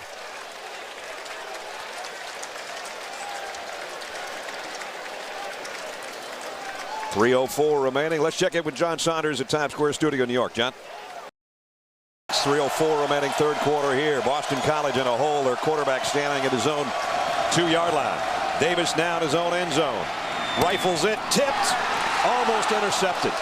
Boy, now that was a nice play by Victor Harris. Yeah. He not only got the hand around in front, he almost tipped it to himself. You know what, he did try to tip him to himself. If you look at him, he's looking at the ball all the way. He got his hand in. He knew he wasn't going to interfere. And now watch what he does. You talk about a heads-up player. Watch him reach in. Now look, what? He looks for the ball. He hits it up in the air. He finds it and almost makes the catch. Man, that was a great play. When you're that good and that quick, and you're playing the short side of the field, you can take some chances, especially if the guy doesn't really have the speed to run you off. Again, Davis at the goal line and now running with it, looking for a block from his wide receiver. Didn't get a good enough one, and the ball is out at the end. Fumble.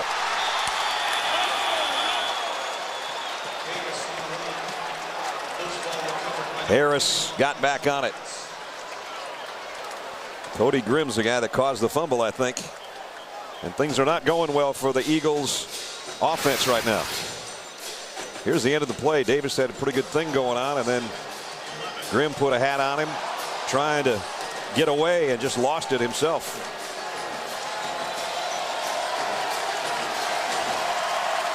So Montel Harris saved the end of the play there and gives them another play here. 3rd down and 6. A little sloppy on part of the Boston College Eagles.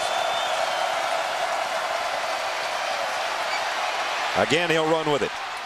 And this time he gets the first down.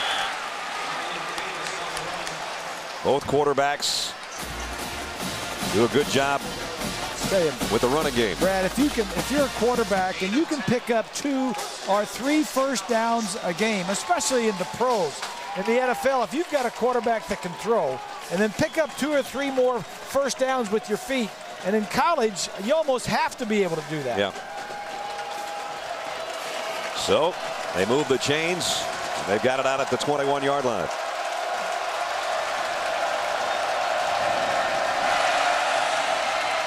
Davis, deep ball on the near side, and it's intercepted by Virgil. Virgil coming back the other way. Stephon Virgil down the sideline.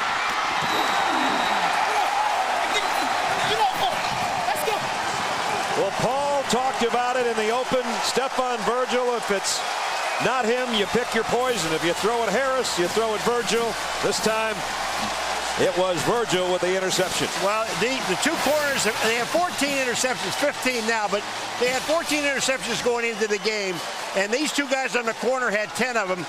Virgil had 4, now has 5, but that is just stepping in front and playing. That's why these guys are so good, and that's why they can do things in the defensive line and linebackers, because they have 2 great corners on the outside. Reese, you got to give your wide receiver a chance and throw that to the outside. Oh, for sure. I mean, he threw it to the inside and he threw it low. You got to throw that ball high and to the outside. He was covered. Here goes Evans for the touchdown.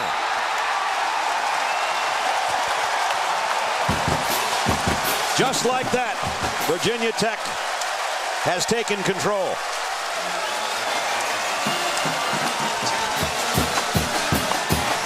You know, Grace, you get a turnover in 1 play. Boom. Well, we're back to Beamer ball. The defense takes it away, gives you great field position, I mean, offenses love to take over inside the other team's 20-yard line. We can score pretty good from there. The Atlantic Coast Conference would like to send a special thanks to its official corporate partners. They're going to review. Official review going on. 5 seconds for Darren Evans to take it 10 yards behind his blockers, and then just a burst of speed through the middle. No, when his knee hits, the ball is almost over the line. Remember, going in, you only have to touch that line with the ball. Coming out, you have to have the whole ball. Doug Rhodes is up here in the booth with us. Doug just looked at me and went touchdown. I don't have to wait. I know. That's what's cool about having Doug up here. Yeah, Doug Rhodes is with us. He was telling me before the game that they're now looking at these replays in high definition. So they can see every blade of grass, every speck of dirt. Well, that's because, Bob, ESPN's presentation of college football on ABC is available in high definition. Of course, and why not have high definition in the replay booth? That whole thing was all brought about by a 57-yard punt and a 7-yard penalty, which totaled 64 net, an interception, and then one running play for a touchdown. Ruling on the field stands. Touchdown.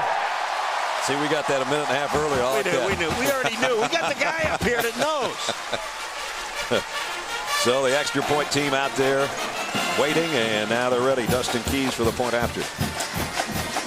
Virginia Tech won this thing last year 30-16. They're about ready to tack on their 24th point here, and it's up and good. 1:17 remaining third quarter. Hokies taking command.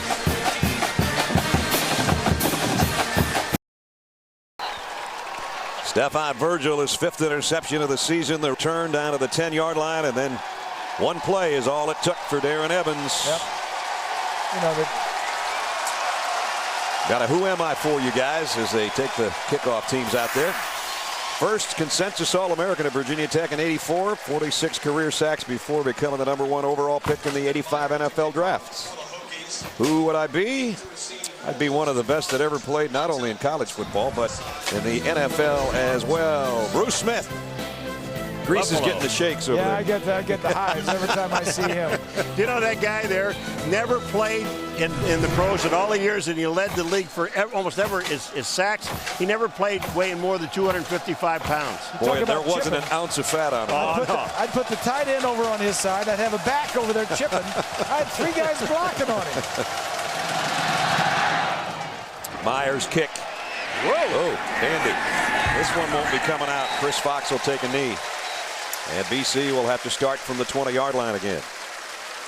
So the Eagles have one touchdown today, and that was Dominic Davis to Rich Gunnell near the end of the second quarter, which gave him a lot of hope. And we thought momentum going to the locker room, and now not so sure because Virginia Tech has come out, added to its lead, 24-7 here with a minute and change remaining. Raymond James Stadium, sun-splashed stadium today. Perfect weather. This is what the Chamber of Commerce ordered.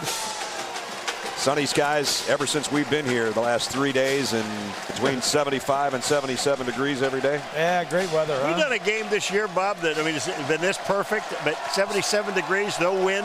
Snowing in Blacksburg. Throwing it in, didn't you? Davis trying to get a little flare pass out to Harris, and that one blew up on him as well. John Graves got out there. Had he even caught it, I don't think he was going to go anywhere. Davis has now missed on his last 7 passes, including that interception. Yeah, and he was being careful with the ball in the first half and not making the mistakes. How quickly, when you make a turnover and make a mistake, and Virgil returns it inside the 10-yard line, the offense scores, and that's just a huge play. Well, we almost had that one thing we talked about earlier. The last 3 touchdowns that Virginia Tech had even scored against Boston College were interception returns. We almost had another one a few minutes ago. Almost had another interception by Cody Grimm right there. See, now what he's doing, Dominic Davis, is he feels like he's got to make plays. He's trying to force things. I'm down by 17 points. Every drive now, I've got to complete passes and score. He's trying to throw this over Grimm's head. Grimm makes a great drop. You know, one other thing, this defense, and the defensive coordinator is Bud Foster. We were told that he's going to have some things in this game. This defense is really disciplined. You know, you don't see these guys out of position. As you look at Bud, the intensity on his face, 3rd down and going deep. Gunnell was out there, but not where the football landed, I'm afraid. Virgil again was covering.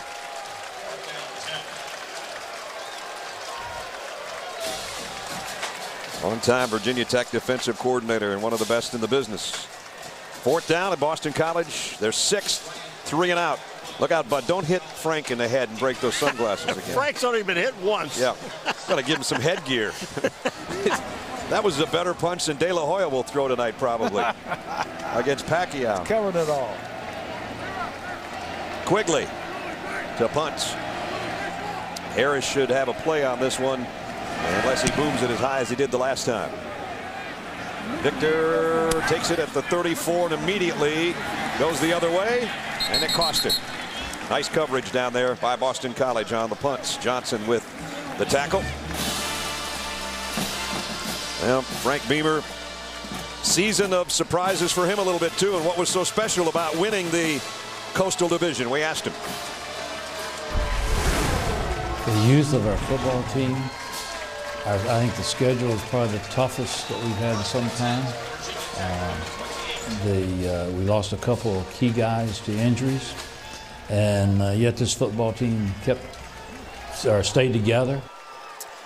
They lost the opener to East Carolina. That shocked everybody, and then had some really tough road games. That's part of the reason they've lost 4 games this year.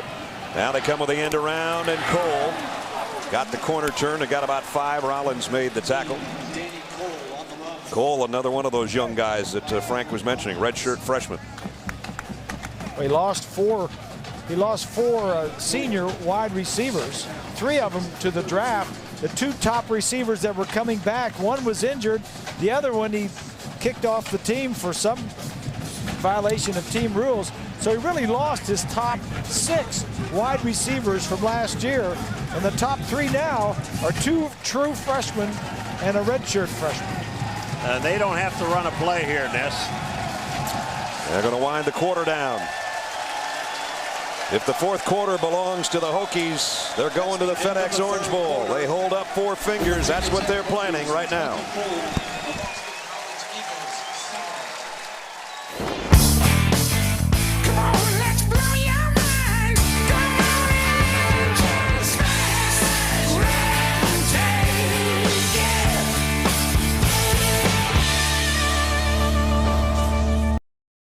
A 17-point Virginia Tech lead as we enter the 4th quarter. Brad Nessler, Bob Greasy, Paul McGuire, Todd Harris for the Dr. Pepper ACC Championship. Hokies 15 minutes away from a trip downstate to the FedEx Orange Bowl. Darren Evans. He's a good-looking back. Got 7 on the stop. And now when you got a guy like a Darren Evans, and you got Tyrod Taylor who can kind of bounce around a little bit. The Boston College defense, to be honest, has been out there way too long today, I think, guys. And this is where you can kind of grind it now if you're Frank Beamer and just roll to a win. Well, I think what we're seeing today is the best of Tyrod Taylor. Yeah. Now, there's been ups and downs, but for the most part this year, he's been very good. First down here at the 40-yard line. High backfield. This time, well, tried to get back. Ball is out. Picked up by Boston College. They got it at the 30-yard line, and it's Hertzlich, who's done it so many times with interceptions. Now he comes up with a huge fumble recovery, and just like that, what I was talking about goes out the window. Well, that's what this defense has to do for Jagosinski, is get the ball and set up their offense. That's going to be close. I didn't see where his knee was down. Maybe it was, maybe it wasn't. I see it again. Ramella ripped it out of there, and Hertzlich took it on a hop and got it close to the 30-yard line. I'm sure they're going to take a minute and review this one. And they will. Well, you know, and Hertzlich's one of those guys that he sees the ball better than most. I mean, he anticipates where it's going to be. The ball comes out. He gets it. Well, you know why he sees it so well? There's no glare on his face at all with that much eye black on your face. Here's a different angle. Evans maybe trying to get too much. That's going to be close. I couldn't really tell for sure. It was a great job by Ramella, though, to get in there and rip it out. See that there? Yeah, we can't see the knee. Can't see the knee there. Where Tampa goes to dine, dance, and goal at Channelside Bay Plaza on the waterfront in downtown Tampa. You know, it's close. Now the call on the field was that it was a fumble. Right. So you have to have indisputable visual evidence to overturn it. Now, I mean, it looks like the knee may have been down, but you're not sure. You haven't seen any visual evidence. I mean, you've done all that. Now, what did you see? Well, I wouldn't reverse it. I wouldn't either. Okay. I'd leave it. There you go. Frank Kosman's our replay official. He'll let Tom Zamorski know momentarily. Of course, Jagodzinski is hoping and praying that it's going to be a fumble recovery. They'd set up his offense just outside the 30-yard line, and it would be the best starting field spot they would have had today. And when you're trailing by 17, every time you get it down here, you better get some kind of points out of it. Ness, does it mean anything? I got a little nod from Doug. A nod? Nod's almost as good as a touchdown call. He laid a nod on us. There's those high-definition monitors that Grease was talking about a little while ago. BCS standings coming into this. We mentioned 4 ACC teams in the top 25, but of course it's Alabama #1. They got a big date with Florida in the SEC Championship. Oklahoma will play Missouri tonight for the Big 12 title on ABC at 8 o'clock Eastern Time. What if Oklahoma was to lose, guys? What if? Yeah, what if? What if Florida beat Alabama and Oklahoma lost to Missouri? Can Texas go to the national championship game without winning their conference?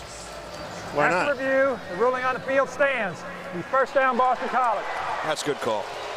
Yeah, it just didn't seem like they had anything visually to change it. Like, they might have been down, but you're not sure about it. And it was such a bang-bang play that call on the field was a good one, I think. And Boston College has got an opportunity here. They have to take advantage of it, though, because we're in the fourth quarter. Well, this was their game plan, and that was the defense has to set up the offense. And that's how they scored the first touchdown. This is hopefully when they're going to score another one. Harris, they're trying to get some kind of ground game going because Davis has been inaccurate in his last several throws. Davis, here comes the pressure. Throws on the run, completes it. It's Gunnell down the sideline. So Gunnell, the guy he hooked up with earlier, comes up with another one, and they have it 1st and goal, pickup of 22. Well, you know, Ness, on the first play, it was a running play, didn't go anywhere, and then they went back to throw the football with Davis, and Davis, there was a blitz on, he got away from it. I don't think that they can score against Virginia Tech unless they put the ball in the air. Well, what makes this play, the safety, Porsche was coming up the middle on the blitz, was the escapability of Davis. He got outside, bought some time, allowed the receivers to have more time to get open.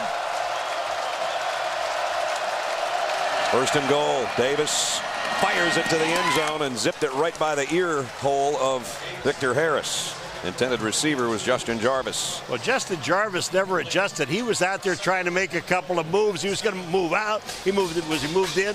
And while he was making all these moves, his back to the quarterback, the ball went zipping by. Well, they know who they're throwing against over there. They know they're throwing against one of the best corners in the country. So they're trying to do everything just perfect.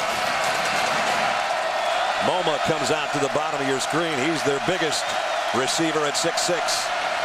Davis going to him, but he's not big enough for that one. Stephon Virgil was covering. If he was standing 8 rows up, it would have went over his head. Here's where you're seeing the inexperience of this young quarterback, Dominic Davis.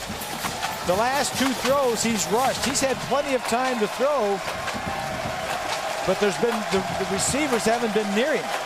I tell you, the only thing that I think that he could possibly throw down here, and do you do it, is throw a screen. He's missed on 11 of his last 12 throws, the exception being that 22-yarder to Gunnell. Get him outside the pocket. 3rd down and goal. He's going to loft it to the corner. One hand out there by the big receiver I just mentioned a moment ago, but he couldn't haul it in, and it was Harris covering. The difference in this game has been the quarterback play. I think that was our X factor, wasn't it? Yep, early it sure on? was. The 2 quarterbacks. Tyrod Taylor has been... Tyrod's had a great game. Yep, he's played great. Dominique has struggled, especially this half. Now the field goal unit comes on. Apanavicius out of the hold of Billy Flutie. 24-yard field goal attempts. And we know that Billy Flutie threw one on a fake last week. This one is straight on. The kick is up and good. So they cut into the lead, but they definitely needed a touchdown there. They trailed 24-10.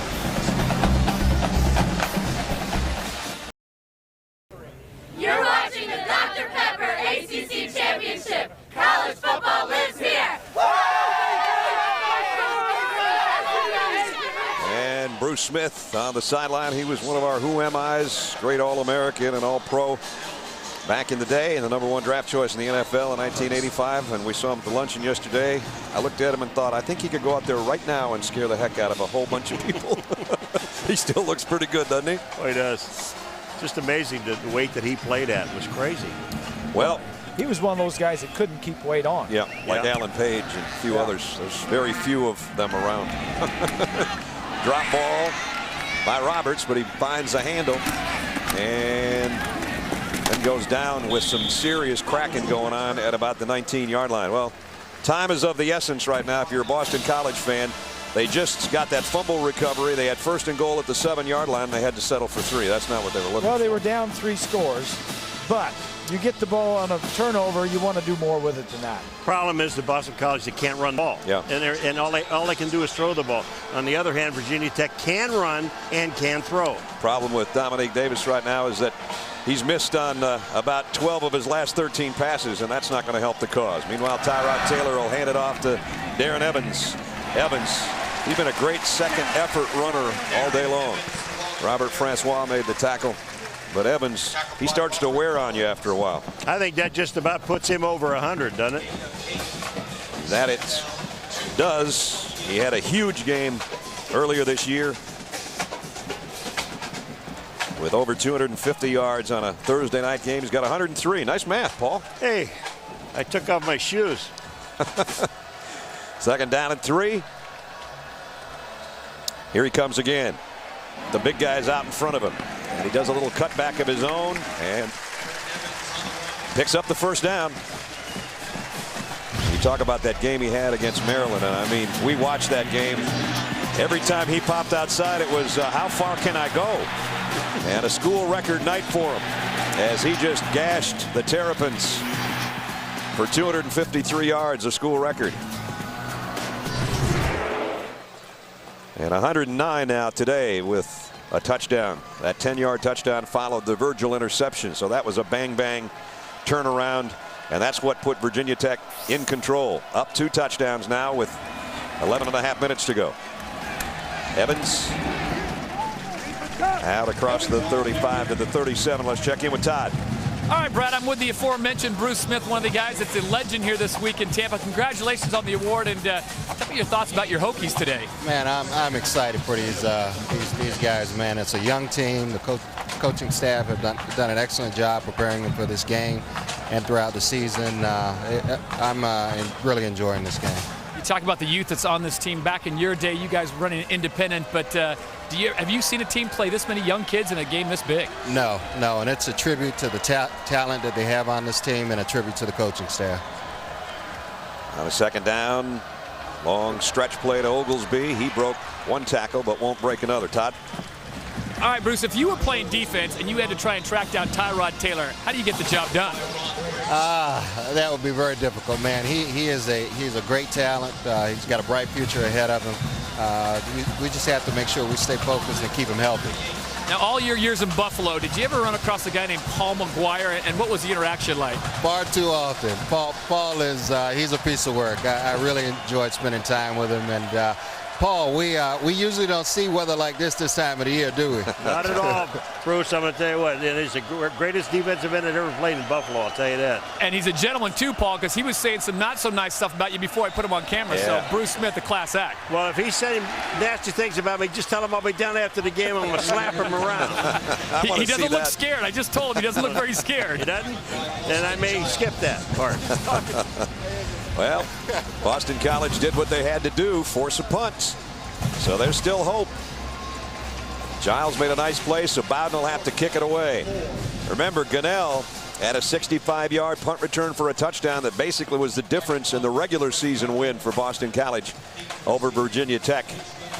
So if you're a BC fan, you can hold out hope that maybe number 18 can do that again.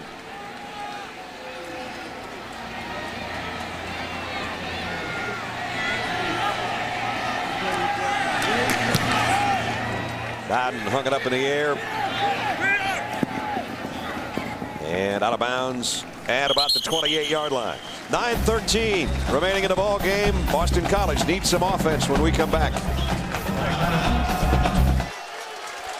Goodyear blimp gives you a great shot of the New York Yankees complex in Steinbrenner Stadium there, right in the left side of your screen.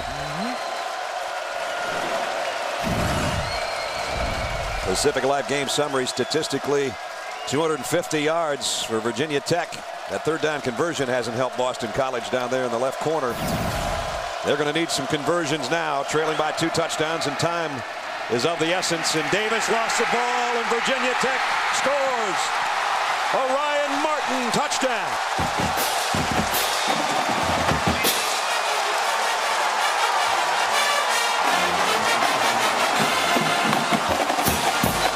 Jason Worlds made the hit on Davis, and Martin knew where he was heading when he got his hands on it. Well, that ball hit on the ground and just popped right back up into Martin's hand.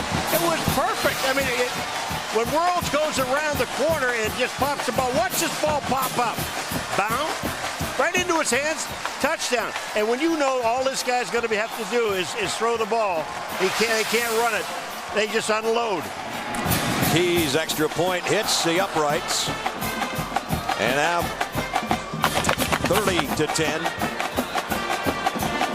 About the only thing that's going wrong for Virginia Tech in this half. Well, we told you Beamer ball, special teams, defense, defense, defense. Orion Martin, 17 yards for another Hokie touchdown.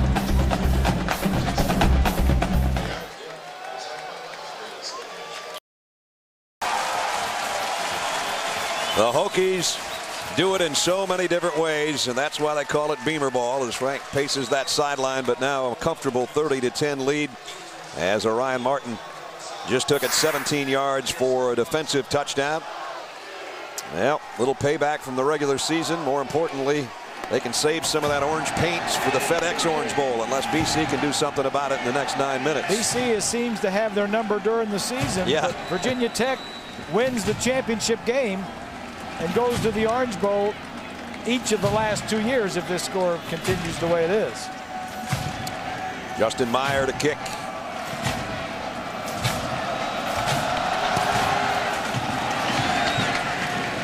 It's a good one. Back to the goal line to Fox. Chris Fox across the 25 and out to the 28-yard line. Virginia Tech defensively, Paul talked about them at the top of the show. They've done a lot of different things. Forced the fumble. That might have been a touchdown. Cam Martin covered it in the end zone. Stephon Virgil, the interception. He brought that all the way back to the 10, and Darren Evans scored one play later. And then just moments ago, Worlds forced the fumble. Orion Martin took it 17 yards for the touchdown. And a lunch pail team, they always have been, and they're doing it with the lunch pail again. Wow, wow, wow. 3 sacks, 3 takeaways. Davis winds up and throws, completes out to his wide receiver at the 35-yard line to Larman. Called each other and talked about wearing jerseys and all that other stuff. Yeah, they're both going to wear home jerseys. Home jerseys, meaning the cardinal of the Trojans and the powder blue of. And I guess it's going to cost everybody a timeout. Pete Carroll's willing to take 2 timeouts. Neuheisel says, I'll take one in the first half, but forget about it in the second half. That's big of Rick, though. I mean, that's good. I mean, you instigated it. I didn't, you're doing it. I'm not doing it. Well, they used to do that back in the day before, exactly. The rule was that you had to wear a certain color at home and white on the road. Somebody asked Pete, said, why are you doing it? He said, well, it's fun. It looks good. It looks good. It's having fun. Davis scrambling around and put down at the 45-yard line by Dorian Porch. Brad. Reminder, at the conclusion of our game, we'll select a Chevrolet player of the game from each team. Chevy will make a $1,000 contribution to each university's general scholarship fund. We're talking to Bud Foster the other day, and he said, defensive coordinator for Virginia, what we want to do against Dominic Davis is keep him in the pocket. Make the kid beat us throwing the football in the pocket. Put 8, 9 guys up to stop the run. Force this kid to play from the pocket. Here he is in the pocket. And lofting one complete to his tight end. Finally, Anderson, his second catch of the day. Cody Grimm made the tackle. Grimm's an active outside linebacker, not the biggest guy in the world, 5'11", 207, but he's been around the football a lot today and has played a lot because of Cam Martin going out with that injury earlier. Cam Martin is Orion Martin's brother, who just took that fumble return in for the touchdown. Their Uncle Bobby was a heck of a player right after Bruce Smith at Virginia Tech, and that's why Orion wears that same number 90 that his uncle used to wear on that defensive line. Davis. Virgil got a hand on that one again to break it up. Intended for Jarvis. You know, Ness, when you're talking to the coaching staff, and especially Bud Foster, about Cody Grimm, and we said earlier, he's 5'11", and he weighs 207 pounds, and he's probably the best player we have on the team. We got to play him. You got to have a guy like this on the field because he is all the time around the ball. I mean, I don't care where it is, you're going to see his number. He's probably played a lot more snaps than they were anticipating him playing today because of Martin being out of there.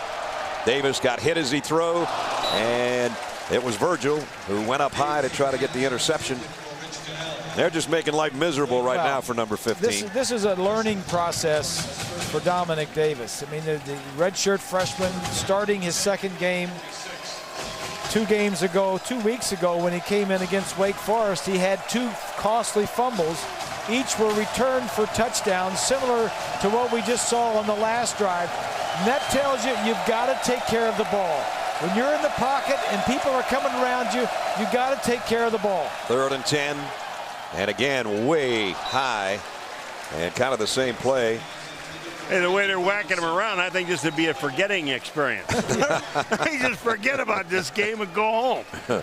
He'll take this tape back and he'll watch it on Tuesday, and then he maybe in 3 or 4 months from now he's going to watch this game again. And you learn from this.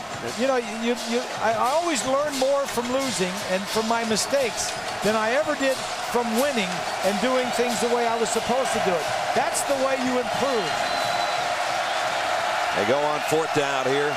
Desperation blitz coming off the corner, and again the ball sails a mile high and wide, and the Hokies will take over.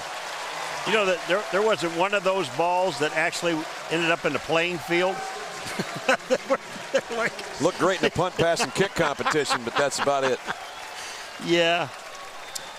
So the Hokies take over with 6:39 remaining, and they've got a big lead. Our aerial coverage provided by Goodyear. Football's rough. Your commute shouldn't be, though. So get there on Goodyear Silent Armor Technology. Tampa, Florida. The Dr. Pepper ACC Championship, and it's Virginia Tech with a 20-point lead. They've got the ball, and they're in command. They just want to grind it and keep it in bounds, I would think. And Evans doesn't do either. We talked about the difference between Tyrod Taylor's performance today and Dominic Davis, and that was going to be our X-Factor matchup. Well, we said whoever plays better is probably going to come out on top, especially with the 2 rushing touchdowns. Tyrod Taylor has been the better of the 2 today, at least. And the 1 interception here, but he also had a fumble that was returned for a touchdown. Right. Tyrod, the sophomore out of Hampton, Virginia. I have a feeling that the Hokies will have back-to-back ACC Championship game MVPs at quarterback, and it won't be the same guy. And the same guy's on the field today. And they're still both there. On the team, yeah. Sean Glennon, we're talking about, we showed you earlier, Sean had 3 touchdown passes last year to win the title. Looks like Tyrod might follow him up. Well, lost, brand new season almost here. Premier event Wednesday, January 21st, starting at 8/7 Central on ABC. Last football weekend of the year means the National Football Foundation and Hall of Fame having their dinner in New York at the Waldorf on Tuesday night. Tuesday night, some pretty good players going in the College Football Hall of Fame. Coach Lou Holtz going in.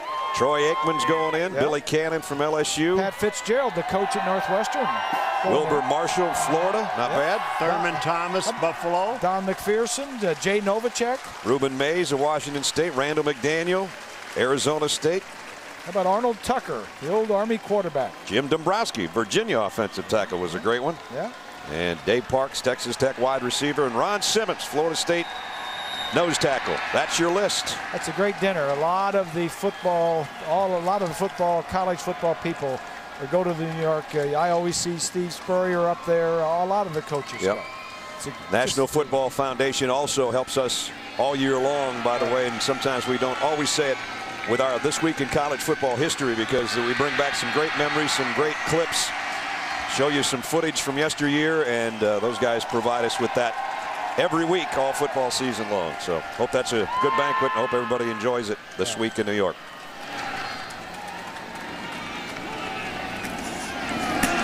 Evans. Whoa, and he lost the ball. And Boston College has it. And who you think it is? Herzlich again. His second fumble recovery of the day. And it's Evans' second fumble of the day. The ACC Defensive Player of the Year this year. Yep. Had 2 interceptions for touchdowns this season. 6 interceptions for a linebacker, and only 3 guys in the country have done that. We saw another one of them last week in Spikes at Florida. Well, young Mr. Evans has got to protect the football. I mean, the most important thing is not getting that extra yard. Exactly. It's not about the yardage. It's holding on to the ball at this time of the game. Davis going to go deep for his big wide receiver. Incomplete in the corner of the end zone. Well, who you guys voting for Heisman? Got to be in next Wednesday? Well, I got to wait. I got to wait until Monday morning. Got to check them out. Yep. Got to watch the ball game. Bradford's up. Going to be watching close tonight. These are my top 4 here. Is there a guy up there with an orange shirt on? Yeah, there is. Second from the left there. Okay, that's fine. That's your guy, huh? Mm-hmm. Bradford, McCoy had a great year. Texas. This is the group we came up with. That doesn't mean that's all there is, but certainly those are 4 guys that are in the picture. Davis throwing on the run, back across his body, and got it complete down to the 11-yard line of Jarvis. Pickup of 21. And you wonder, comes to the house, it looks like this. Yep. That's my ballot. You can do they gave it back to me. Yeah, fancy now. You do it by email on this thing. Yeah. I think I've done it that way last couple of years. I did it last year that way, I used to just fill it out because I'm computer illiterate, but I got around to it that way last year. Throw to the end zone. High. Incomplete. Again, the ball sailing a little bit on him. Gunnell was the guy that went up and got one hand on it. You got a bunch of defensive backs that are sitting back there for Virginia Tech thinking, oh, man, this guy's throwing the ball and he's got to throw it. And we got some things we got to do about picking this thing off. The only problem, the way he's throwing it, you'd have to be 6'7" playing cornerback to get a hand on it. You know, a lot of the balls he throws high, it's because to overthrow them is the safer area. Right. I mean, some of these throws to the sideline into the back of the end zone, he's cautious. Steve Logan is told, don't get it picked off. This one down inside the 5 to the 4. That's a tough catch by Jarvis. Got collared, and he and Dorian Porch are still tangled up. I'm not quite sure who's got the ball, to be honest with you. Grimm says it's an interception. They both have possession. Everybody's pointing in different directions. The one that matters is our referee. He says, let's wind the clock. There you go. You got All the third down. Virginia Tech players are looking up at the screen at the end of for the replay and pointing. And Frank Beamer is going to take a timeout. A big 3rd down and 3 coming up. I think Frank called this timeout so you could have another chance to take a look at this. Every play in college football is reviewed. I think that's an interception. That's Porch. Porch, the strong safety. Yeah, he has the ball. Not yet. He doesn't. But I think he takes it away. Well, the thing about it is the receiver is not down because the receiver is laying on Porch, so none of his body is touching the ground. Well, who's going to win it? Oh, he challenged. The Frank coach Beamer is challenged. Yeah. Well, I'm saying it's an interception. I got a little help. I'm saying interception. Porch. All right, let's take a look.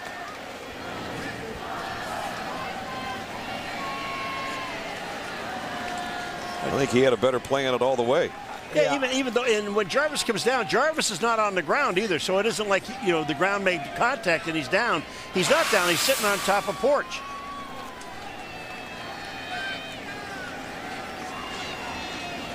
Dorian Porch had his first career interception last week, and it was a huge one as Virginia Tech beat Virginia just to get to this game. So he goes from what was kind of a game saver last week to maybe a game ender this week. He went from the porch right into the house. It was good, Reese. It wasn't that bad, but they got to give him the interception. Now that's my honest opinion. Getting back to this Heisman thing, Tebow's had a quiet year, and hasn't had the monster year that he had last year. But they've won more games this year and got him in the championship race. Because he had better weapons. The ruling on the field is confirmed. Virginia Tech will be charged with a timeout and no longer has a challenge. Frank's not buying that one. We need more. So Boston College has got a third down, and they can get a first down inside the 2-yard line. This is where Davis' mobility might come into play again. Third down. Quick slants, tips, intercepted this time anyway. Brett Warren's got it. The middle linebacker was tipped up in the air, and Warren snatched it. And that's his second interception of the year against Boston College. One in the regular season and now one here in the Dr. Pepper Championship game. And was it Harris that hit the ball up in the air again? I mean, this guy, you watch these guys, though, when they hit the ball, they don't bat it down. They hit it up in the air where everybody gets a chance to go get it. I think this is Victor Harris hit. That is. And Warren, the recipient of the tip by Harris. And Frank goes, okay, I don't worry about that challenge anymore. Gives Bud Foster a big hug. That's a chest bump right there. Yep. Oh, Evans, big collision. They're still hitting down there for Boston College. They might not win the game, and they're more than likely not going to, but it doesn't stop them from playing defense. Their defense has been out there a long time today. How about a nice congratulations to the Cincinnati Bearcats for winning the Big East. There you go. They're going to the Orange Bowl probably. Against these guys. And we'll play Virginia Tech. Brian Kelly doing a great job at Cincinnati. Don't forget, Trojans and the Bruins follow us here on ABC. USC still hoping that things could fall into their lap for somehow to get back to a championship game. All the things in the world would have to align for that to happen, though. The moon would have to be in the 7th house, and Jupiter would have to align with Mars, and peace would have to guide the planet. All right, let's take what's going to happen. Oklahoma you tell me. Oklahoma, if Oklahoma beats Missouri. All right. Okay. And Florida beats Alabama, then it's pretty well set that those two are going to play for a national championship game. So these are the playoffs, right? We've got 4 teams. This is the playoffs. I mean, Oklahoma wins, they're in. What if Oklahoma loses? That throws the whole thing into a little bit of a mess. All right, Texas beat Oklahoma. Right. And they should have probably been in this game to begin with. So that allows Texas to be in the national championship game without having won their conference. Championship game. There's a guy that we'll watch not just in a bowl game this year, but in the future. Yeah, but the thing about it is people forget they won 12 games. They're undefeated. Yeah. Give them some due. Yeah. Evans running hard out to the 13. Down to 3 minutes remaining in the ball game. Our Chevrolet players of the game today. Tyrod Taylor, who played very, very well. 2 touchdown rushes. And on the other side, Rich Gunnell, the wide receiver, who was on the receiving end of the touchdown pass from Dominique Davis today. In recognition of their efforts, Chevrolet will make a $1,000 contribution to each university's general scholarship fund. All right, I hear that Percy Harvin's not going to play. When we saw that last week, we didn't think he was going to. You said it right then. Yeah, that he would not be able to play. The high ankle sprain? Yes. Yeah. Do they have enough talent? Now, you know, Alabama's good. They're very good on defense. And Florida is very good on offense. This should be a great matchup. With Florida's offense, getting these Alabama guys out in space and force them to tackle these little quick guys out in space. Everybody up as Boston College thinks their hope would be to block a kick here. And this is going to be a safety taken by Bowden. Give up the 2. The flag down on the line of scrimmage, though. Well, if it's against Boston College, it's a first down. Well, special teams coach Frank Beamer feels better about kicking off from the 20 with nobody rushing him than he did about punting that ball right there. So he'd rather give him 2 points and punt the ball from the 20 with nobody rushing. Especially when you got a 3-score lead. Yeah. Holding against the punting team is declined. Result of the play is a safety. So it's 30-12. And as Bob said, the free kick will be coming up momentarily. Those are Chevrolet players of the game. And Tyrod Taylor, not only our Chevrolet player of the game, but he is the Dr. Pepper ACC Championship game most valuable player, voted by the media up here to our right and left, and by us in the booth as well. So in kind of a rare occurrence, the MVP at quarterback from a year ago, this year it's a quarterback that's the MVP, who didn't play much in the game last year. Back-to-back quarterback MVPs from Virginia Tech. They're still both on the team. They're just, one guy didn't play today, one guy did. And the good thing is, one of those guys is going to come back next year and have 2 years of eligibility left. That's that one. Yeah. And he's getting better and better and better. You know what I really liked about him is, though, he limped off the field. He sat on the side. They took a look at his ankle. Said, you know, Todd does the thing down there, and he said, you know, he's got hurt his ankle. And the next series is down, boom, he's right back in, and he's running plays.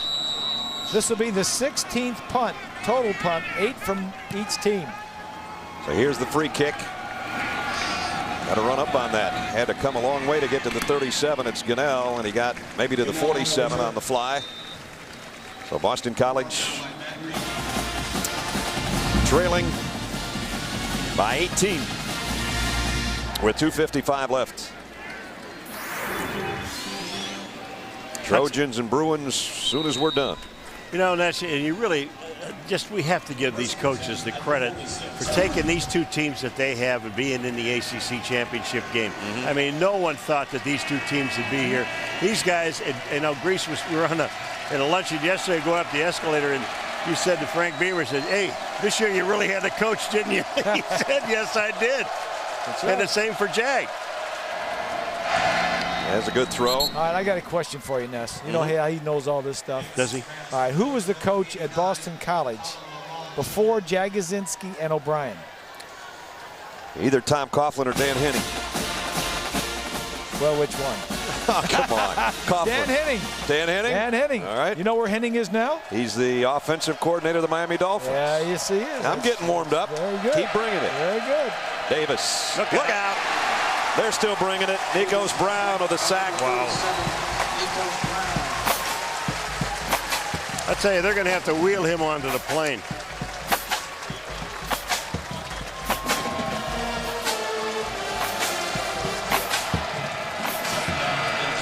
Clock winding down, 2:20 remaining. Davis again scrambling around. Now he finds some room in the middle. And great run. Oh, man, at the end of the run, you don't want to get planted like that one. Stephon Virgil with a hit. He's learning. This redshirt freshman is learning to protect the ball when you're in the pocket and you got some people grabbing at it, learning to slide when you get downfield. This kid's going to be good. He just got a lot to learn. Throws, flags are down. You got a holding penalty. Starting to hand out the championship gear. And the FedEx Orange Bowl will be waiting for him. Orange Bowl is going to be busy this bowl season. Yeah, back-to-back weeks, huh? They'll have, yep, and January 1st they'll have the Orange Bowl, and then on the 8th, the championship game will be at Dolphin Stadium. First and 20, number 35. That'll be the FedEx Orange Bowl. Well, this is going to be the first time since the ACC went to divisional play that there will be a back-to-back champion. As Virginia Tech's about set to repeat. Oh, there's still some major collisions going on out there, folks. A minute 45 left as we check in Times Square studio in New York. Here's John Saunders. John. Brad, ACC Championship is underway. Tim Tebow's been doing a lot of running of the ball, but here on third down, throws, finds Carl Moore, touchdown 7-0. And don't forget USC, UCLA coming up next. So Florida's already on the board, courtesy of Tebow's left arm in Atlanta at the Georgia Dome. That's about the hottest ticket that maybe in football ever in that city. Good matchup of two really good coaches, too. Yep. Well, you know, and you said Tebow when you were talking about, you know, the Heisman, he didn't do as much this year as he did. He had more weapons this year. I mean, that's right. He didn't have to, and he used his weapons very well. Davis to the end zone. Broken up by Dorian Porch at the last moment. Well, his record last year was 9-4. Florida was 9-4. He won the Heisman, had monster numbers. This year he was, what, 11-1, I think, going into today's game. His numbers weren't as good, but his team was ranked 4th, playing for a spot in the national championship game. And an extra point away from the Ole Miss game. Who knows what would have happened had that been. Look out. Ooh. Cody Grimm and Brett Warren. Oh. You want to tell me what he learned on that play? Duck. You've got to duck. And I don't mean the Aflac duck. I mean get down. Grace always says you learn something on every play. I tell you what, you're right, Ness. Duck. I'll tell you what he says on that one.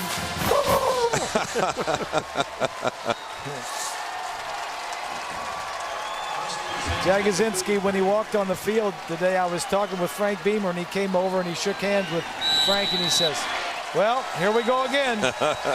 For the 4th time in 15 months, here they went again. Have you ever met two nicer guys? I mean, we had the lunch and everything and sit and talk to these guys. They were relaxed. They really were. Frank said to us yesterday, he told Cheryl, his wife, before the season, oh, man, honey, this could be a long year. Well, it's a lot better year than he expected. And now he's freezing to death out there. Good thing we're in Tampa and not in Blacksburg. Did you see who was holding him? It was Holt, number 12. The guy that almost knocked him out earlier. So he got a double whammy on Frank today.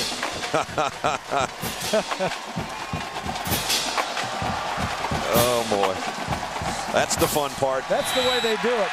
The coach is going to run away, but a player always comes up and shakes hands or give him a hug and holds him there for the Gatorade. There's a few oranges flying on the field. I don't know if the oranges are sponsored by FedEx, but the bowl game will be. Congratulations, the ACC champions for the 2nd straight year, the Hokies of Virginia Tech. All right. Good job this year. And as Paul said, 2 great guys, 2 great coaches.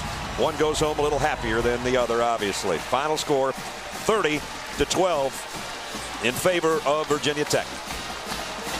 So it's on to the FedEx Orange Bowl. Boston College will go bowling as well. We're not quite sure, but you'll find out on the bowl special tomorrow night at 8 o'clock Eastern time on ESPN. Let's go down to Todd. Tyrod, congratulations. MVP of the game for both your team and the entire Dr. Pepper ACC Championship. What was the difference this year? We just fought hard at game, and we knew it was going to be a dog fight every game, and we never gave in, just kept going out there fighting. And Boston College played a great game, and we had a great game also. What did the coach tell you prior to this game? He knew he was bringing a lot of young players in who hadn't played on a stage this big. What was the word from Coach Beamer? Just trusting your teammates. We've been doing that all year. Like I said, we never gave in on any one of the team, or anyone on the team. Just go out there and trusting each other. Enjoy the FedEx Orange Bowl, Tyrod. Thank you. Ness? Once again, our final score, Virginia Tech 30, Boston College 12. Coming up next, more college football, USC and UCLA. Long rivalry tonight, then the Big 12 Championship. For Bob Greasy, Paul McGuire, Todd Harris, Brad Nessler from Tampa, congratulations to the Hokies.